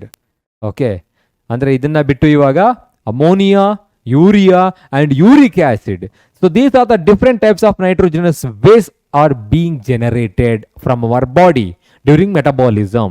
Okay, next you can observe the components of human excretory system. Okay, very important. They're going to ask this particular diagram for 2 to 3 marks or 3 to 4 marks. Draw a neat label diagram of human excretory system. ಯಾವ್ಯಾವ components ಇರುತ್ತೆ first ತಿಳ್ಕೊಳ್ಳೋಣ, ಯಾವ ಥರ ಆಗುತ್ತೆ. Okay, components of human excretory system. We have a pair of kidneys. Okay, and second one a pair of ureters, urinary bladder and urethra. Okay, so these are the components of human excretory system. Let me draw that in a simple way.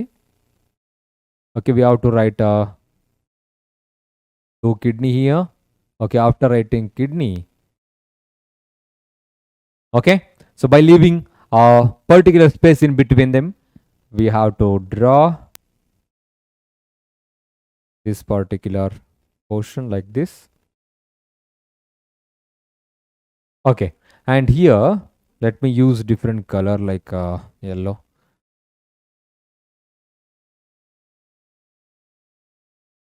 Yes, I am writing aorta and vena cava. Okay, and that becomes what? ಏನಾಗುತ್ತೆ ಅದು? renal veins and renal artery. Okay, let me use red as well.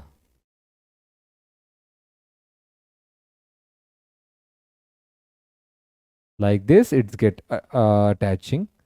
Next, above the kidney, cap-like structure called adrenal glands are present, and here you can see the renal pyramids and pelvis as well. ಇಲ್ಲಿ pyramids ಗಳನ್ನ ನೋಡಬಹುದು, ಜೊತೆಗೆ ಏನಾಗಿರುತ್ತೆ ಅಲ್ಲಿ pelvis ಕೂಡ ಇರುತ್ತೆ. ಇದು hilum, the depression called hilum. So just I am gonna mention them as kidney. Okay, this is the cortex region of the kidney, outer part of the kidney, and inner one is called renal medulla, which are containing renal pyramids as well as renal pelvis. So I am not mentioning them right now. And here you can say this one is the aorta or artery, you can say, I mean that is coming from there. And here veins, okay, superior vena cava, you can say vena cava. And here you can say renal veins and renal artery, that gets divided into renal artery and renal veins. Renal this indicates kidney, adu kidney ana indicate ಮಾಡುತ್ತೆ. And here there are two tube-like structure that gets attaches to the urinary bladder, are called ureters. And here is a idu ureter ಮೂತ್ರ ನಾಳ, ಇದು ಮೂತ್ರಪಿಂಡ, ಮೂತ್ರಕೋಶ ಬೇರೆ ಬರುತ್ತೆ, ಇದು ಮೂತ್ರಕೋಶ ಇವಾಗ. That is called urinary bladder. And this one is nothing but urethra. ಇದು urethra ಆಗಿರುತ್ತೆ. Okay, this is the structure of human excretory system. Components ಗೊತ್ತಾಗಿದೆಯಲ್ಲ, a pair of kidneys, a pair of ureters, a urinary bladder and a urethra. Now when it comes to this particular diagram, so I'm just labeling them as they have given here. These are kidney, okay, and this one is the ureter, this one is the urinary bladder, and a urethra, okay. Now the structure of nephron. See, kidney contain millions of nephron. Kidney ಒಳಭಾಗದಲ್ಲಿ millions of nephrons ಗಳಿರುತ್ತೆ. ಹಾಗಿದ್ರೆ nephrons ಅಂತ ಹೇಳಿದ್ರೆ ಏನು? Nephrons are the structural and functional unit of excretory system or excretion. ಎಲ್ಲ ಒಂದು ಸಿಸ್ಟಮ್ಗಳಿಗೆ ಒಂದು functional unit ಅಂತ ಇರಲೇಬೇಕು. ನರ್ವಸ್ ಸಿಸ್ಟಮ್ ಅಂತ ಹೇಳಿದ್ರೆ ನ್ಯೂರಾನ್ ಅಂತ ಹೇಳ್ತೀವಿ, ಲಿವರ್ ಅಂತ ಹೇಳಿದ್ರೆ ಹೆಪಾಟಿಕ್ ಸೆಲ್ಸ್ ಅಂತ ಹೇಳ್ತೀವಿ, ಲೈಕ್ ವೈಸ್ ನಾವು ಬಾಡಿಗೆ ಬಂದಾಗ ಸೆಲ್ಸ್ ಅಂತ ಹೇಳ್ತೀವಿ, ಕಿಡ್ನಿಗೆ ಬಂದಾಗ ನಾವು ನೆಫ್ರಾನ್ ಅಂತ ಹೇಳ್ತೀವಿ. Nephrons are the structural and functional unit of kidney or the excretory system. They are mainly responsible for filtering the blood and removing the metabolic waste like nitrogenous wastes. ಅದು nitrogenous waste ಗಳನ್ನ ಏನು ಮಾಡುತ್ತೆ? Remove ಮಾಡುತ್ತೆ. Okay, ಇವಾಗ ಇಲ್ಲಿ excretory system unit ಅಂತ ಗೊತ್ತಾಯ್ತು. ಯಾವ್ಯಾವ ಕಾಂಪೊನೆಂಟ್ಸ್ ಗಳಿರುತ್ತೆ? Nephrons are usually having two important structure. One is Bowman's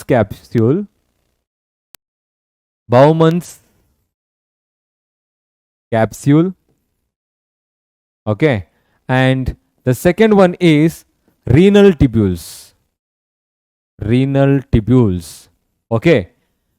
So Bowman's capsule anta helidre, it's a cup-like structure. Very first portion of the nephron is called cup-like structure, that's a Bowman capsule. And renal tubules are usually having three major parts. So, okay, so those are called this one, that is nothing but proximal convoluted tubules,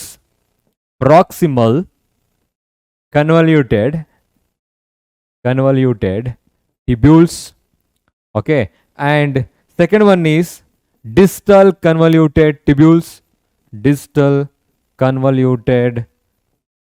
tubule, and third one is Henle loop or Hen's loop, and last one is collecting duct. Okay, so these are the different components of nephron. Okay, I will write the structure of nephron later. If you are yes, let me see the structure of nephron only, and here we are going to discuss. Yes, now here is the nephron. I think you are able to observe. Yes, you are able to see this. So this portion which is having a cup-like structure, so where the tuft of blood capillaries are present, is called Bowman's capsule. ಇದು ಬೌಮನ್ capsule ಆಗಿರುತ್ತೆ. ಅದಾದ್ಮೇಲೆ inside the Bowman's capsule, so So there is a highly branched artery is present. I mean, tuft of blood capillary is present. So that tuft of blood capillary is called glomerulus. Glomerulus. And usually branch of renal artery, where it is coming from the heart. And here is the renal artery again. Afferent and efferent arteriole ಅಂತ ಹೇಳ್ತೀವಿ, ಮೇಲಿಂದ ಮತ್ತೆ ಕೆಳಗಡೆಯಿಂದ ಬರ್ತಾ ಇರೋದು afferent and efferent arteriole. And branch of renal veins. ವೆಯಿನ್ಸ್ಗಳೆಲ್ಲ ಇರುತ್ತೆ ಇಲ್ಲಿ. Okay, ಅದಾದ್ಮೇಲೆ the tubular part of nephron. That tubular part of nephron contains this one: proximal convoluted tubule, distal convoluted tubule, and Henle loop. Here is the Henle loop. Henle's loop. Okay, Henle's loop. And this one is the conducting duct anta helti. Sorry, collecting duct anta helti, where that collects the urine. Understood? So this is the structure of neuron. And for you, I'm just going to draw this particular structure because they're going to ask this particular diagram as well in your examination. Look at here how to draw this. First, we have to draw the inner part of the Bowman's capsule like this. Istu bardadmele just try to draw like this. Now I am just doubling.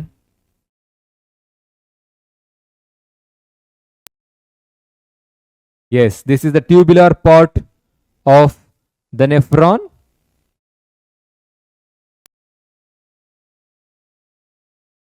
Okay, so here is a U-shaped hairpin-like structure. That tubular part is called ಏನಂತ ಹೇಳಬಹುದು. Okay, ಇಲ್ಲಿ ಹೀಗೆ ಹೋಗುತ್ತೆ. And that finally gets connected to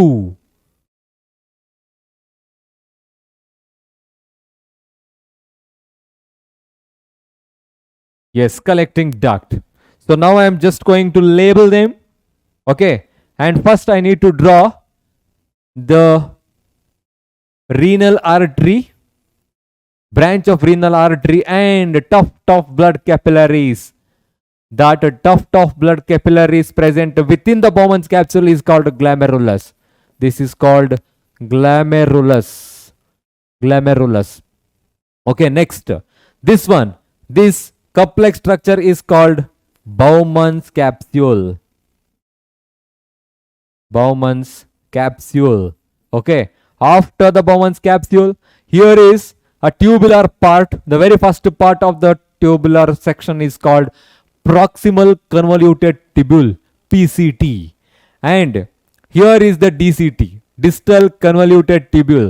Both are get connected by a loop that is called Henle's loop. Hen's loop, you can say. Hen's loop. Okay, then this distal convoluted tubule gets connected to a collecting duct. Connect to a collecting duct. Collecting duct again ಆಗುತ್ತೆ, ಅದು connect ಆಗುತ್ತೆ. Okay, so this is the structure of nephron. Now we need to talk about this one. How the nephron is responsible for purifying the blood and the formation of urine. ಇಲ್ಲಿಂದ urine formation ಆಗುತ್ತೆ ಅಂತ ನಮಗೆ ಗೊತ್ತಿದೆ, but ಹೇಗಾಗುತ್ತೆ? So is there any different phases, stages involved in the formation of urine here? Yes. So there are many steps, including 3 major steps. So let us study one by one. What are the steps involved in the formation of urine? Urine formation ಅಲ್ಲಿ ಯಾವ ಸ್ಟೆಪ್ಗಳಿರುತ್ತೆ ಅಂತ ಹೇಳ್ಬಿಟ್ಟು. Very first one, glomerular filtration. Glomerular filtration. And second one, selective reabsorption or tubular reabsorption. And third one, tubular secretion. So glomerular filtration, selective reabsorption, and tubular secretion. These are the 3 steps involved in the formation of urine. And let me write this particular portion here. Okay, considering this is Bowman's capsule. ಇಲ್ಲಿ ಇವಾಗ Bowman's capsule ಇದೆ, ಇಷ್ಟೇ ಸಾಕು ನಮಗೆ part. Okay, ಅಂದರೆ real ಆಗಲ್ಲ, ಇಲ್ಲಿ explain ಮಾಡೋದಕ್ಕೆ. ಓಕೆ, Bowman's capsule ಇದೆ.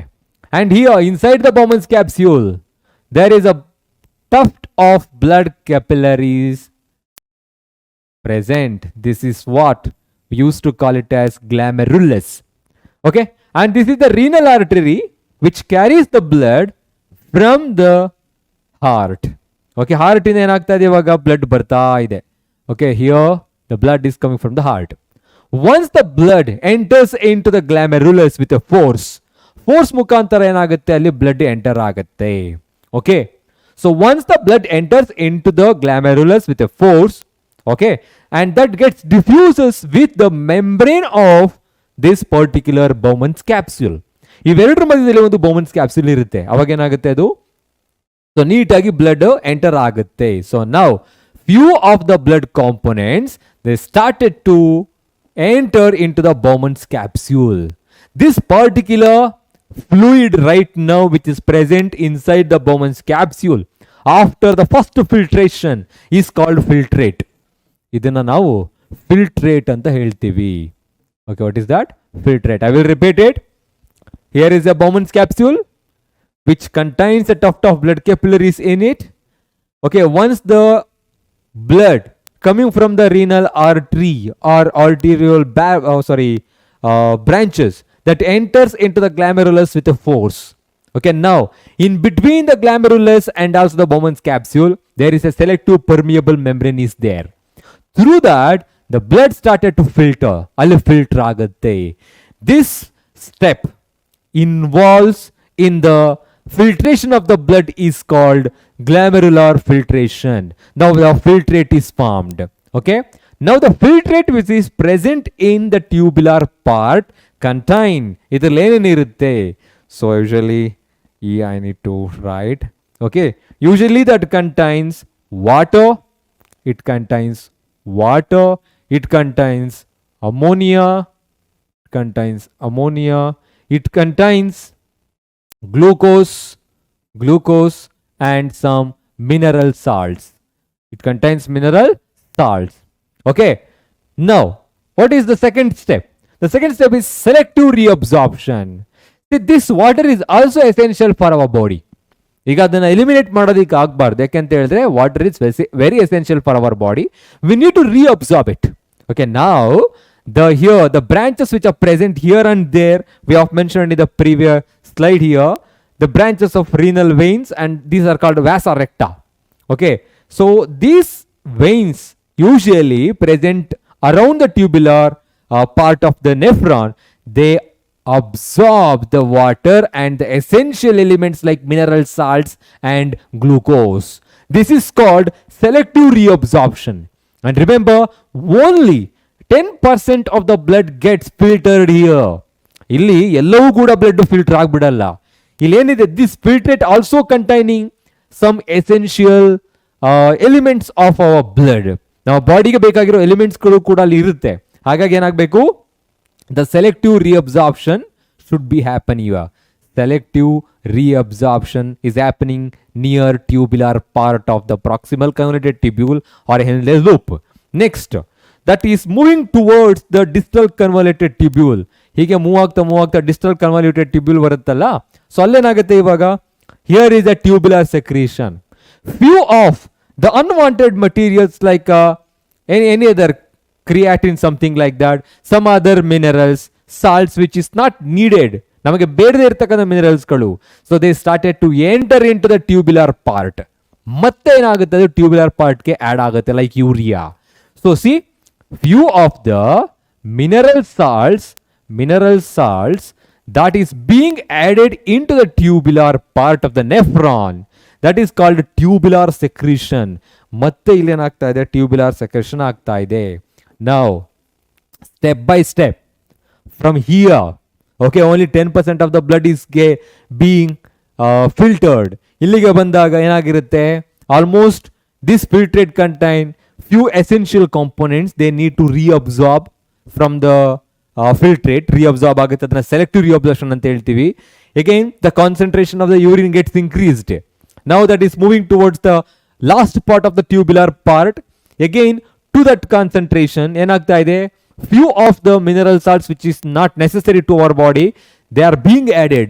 Again, the concentration is getting build up, ಜಾಸ್ತಿ ಆಗ್ತಾ ಇದೆ. Finally, that concentrated substances or the urine gets collected in collected duct. Collecting duct ಅಲ್ಲಿ ಏನಾಗುತ್ತೆ, ಕಲೆಕ್ಟ್ ಆಗುತ್ತೆ. And finally, that is moving towards the kidney part called renal pelvis. Renal pelvis ನ ಮುಖಾಂತರ ureter ಮುಖಾಂತರ ಏನಾಗುತ್ತೆ, that is move out through the urethra. Understood? So let me explain it. Nephron is the structural and functional unit of excretory system. Millions of nephrons are present in each kidney. They are responsible for filtering the blood. ಅದು ರಕ್ತವನ್ನ ಶುದ್ಧೀಕರಿಸುತ್ತೆ. ಹೇಗೆ ಅಂತ ಹೇಳಿದ್ರೆ, so by the formation of urine. So urine is formed in 3 steps: glomerular filtration, tubular reabsorption or selective reabsorption, and tubular secretion. Glomerular filtration ಅಂತ ಹೇಳಿದ್ರೆ, once the blood flows into the glomerulus with a force, so blood get diffuses into the Bowman's capsule. Diffuse ಆಗುತ್ತೆ. Okay, that diffused blood which contains large amount of like substances, waste material called filtrate. That filtrate also contain few essential elements like glucose, ammonia, mineral salts and water. They must be reabsorbed from our body. ಅದು ರಿಅಬ್ಸಾರ್ಬ್ ಆಗಬೇಕು. ಅದಕ್ಕೆ ನಾವು tubular ರಿಅಬ್ಸಾರ್ಪ್ಷನ್ R selective ರಿಅಬ್ಸಾರ್ಪ್ಷನ್ ಅಂತ ಹೇಳ್ತೀವಿ. ನಾವು the concentration of the urine gets increased. Again once it moves towards the tubular part, distal convoluted tubules near the collecting duct, again few of the mineral salts, nitrogenous waste including urea that enters into the tubular part. Okay, now the concentration of the urine gets increased and finally that move towards the collecting duct and move out of the kidney through the renal pelvis, ureter and stored in urinary bladder temporarily. Urinary bladder ಏನಾಗುತ್ತೆ, ಅದು store ಆಗುತ್ತೆ temporary ಆಗಿ and thrown out from the body through the urethra. Okay, so this is called what?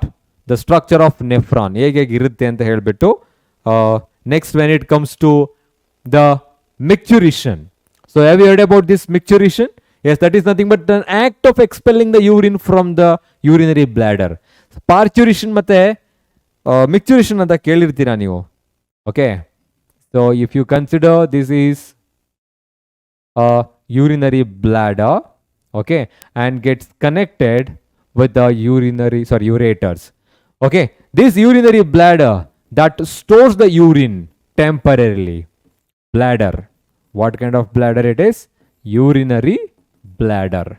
Okay, that stores the water temporarily and finally the act of expelling the urine from the urinary bladder is called micturition. ಹೊರ ಹಾಕೋದಿರುತ್ತಲ್ಲ ಅದು ಕೂಡ ಏನಾಗಿರುತ್ತೆ, that is controlled by mind itself. Mind ಅಂತ ಹೇಳಿದ್ರೆ ನಮ್ಮಲ್ಲಿ ಕೆಲವು ವ್ಯಾಲೆಂಟ್ರಿ involuntary ಅಂತ ಏನು ಹೇಳ್ತೀವಿ. Each and every contraction of muscles controlled by the brain only. Okay, now when it comes to the dialyzer or artificial kidney, have you heard about this? Yes, very important nowadays because due to many problems our kidneys get failed.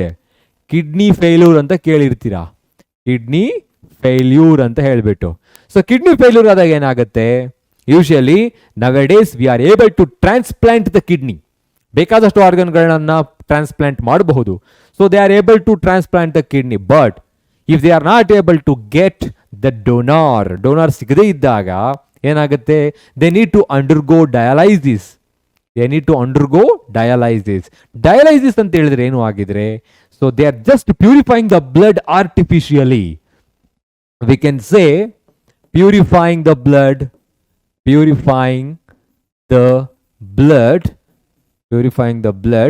artificially. So ಹೇಗೆ ಅದನ್ನ purify ಮಾಡ್ತಾರೆ artificial ಆಗಿ? See, there is a device. That device is commonly called dialyzer. Okay, that dialyzer having number of tube-like structure. ಅದರಲ್ಲಿ ಬೇಕಾದಷ್ಟು tube like ಸ್ಟ್ರಕ್ಚರ್ಸ್ಗಳಿರುತ್ತೆ. They act like a blood vessels. ಇದು blood vessels ತರ ಏನ್ ಮಾಡುತ್ತೆ, ಆಕ್ಟ್ ಮಾಡುತ್ತೆ. And these dialyzer tubules which are acting like a blood vessels are selectively permeable. They are selectively permeable. Okay, that means that they are able to take up only few components which are necessary. Okay, now one part of this tubular part get connected to artery of the patient. ಒಂದು patient ನ artery ಗೆ connect ಮಾಡ್ತಾರೆ. Okay, ಯಾಕೆ ಅಂತ ಆಮೇಲೆ ಹೇಳ್ತೀನಿ. So another part which gets connected to the vein of the patient ನ ವೇನಿಗೆ connect ಮಾಡ್ತಾರೆ. And here you can see there is ನೀವು ಅಂತ ನೋಡಿದ್ರೆ there is a tube like structure which supplies the plasma. ಅಂದರೆ ಪ್ಲಾಸ್ಮಾ, ಇದು plasma ಥರ act ಮಾಡ್ತಾ ಇರುತ್ತೆ ಇಲ್ಲಿ ಇವಾಗ. ಓಕೆ, ಇಲ್ಲೊಂದು ಫ್ಲೂಯಿಡ್ ಇರುತ್ತೆ. That fluid that is exactly similar to the plasma. Okay, now here is the another tubular part where they are collecting the urine. Illi urine connect agutte. So now here they are connected this particular tube to the artery connect madidare. The blood is coming from the patient. It is moving towards the tubular part of this dialyzer. Move aagta irutte. When the blood is moving in this particular tubular structure, okay, so as I said, this is the selective permeable. So inside this there is a plasma ತರ ಒಂದು structure ಇದೆ ಅಂತ ಹೇಳಿದೆ. Now the metabolic waste which are present within the blood which is traveling inside this tubular structure, they started to diffuse into the plasma. ಆ ಪ್ಲಾಸ್ಮಾಗೆ ಏನಾಗುತ್ತೆ, diffuse ಆಗುತ್ತೆ. So now the blood is getting filtered. So whatever the metabolic waste or nitrogenous waste which are present in the plasma right now, so that gets collected here. Illi collect agutte, and the new solution of the plasmas are being added. Nidanavagi add aagta irutte. And again the filtered blood that is being entered, adanna enagutte anta helidre into the patient body. That's being entered into the patient body, enter agutte. Okay, so andre veins mukantara enter agutte. So dialyzer ಅಂತ ಹೇಳಿದ್ರೆ dialysis is a treatment.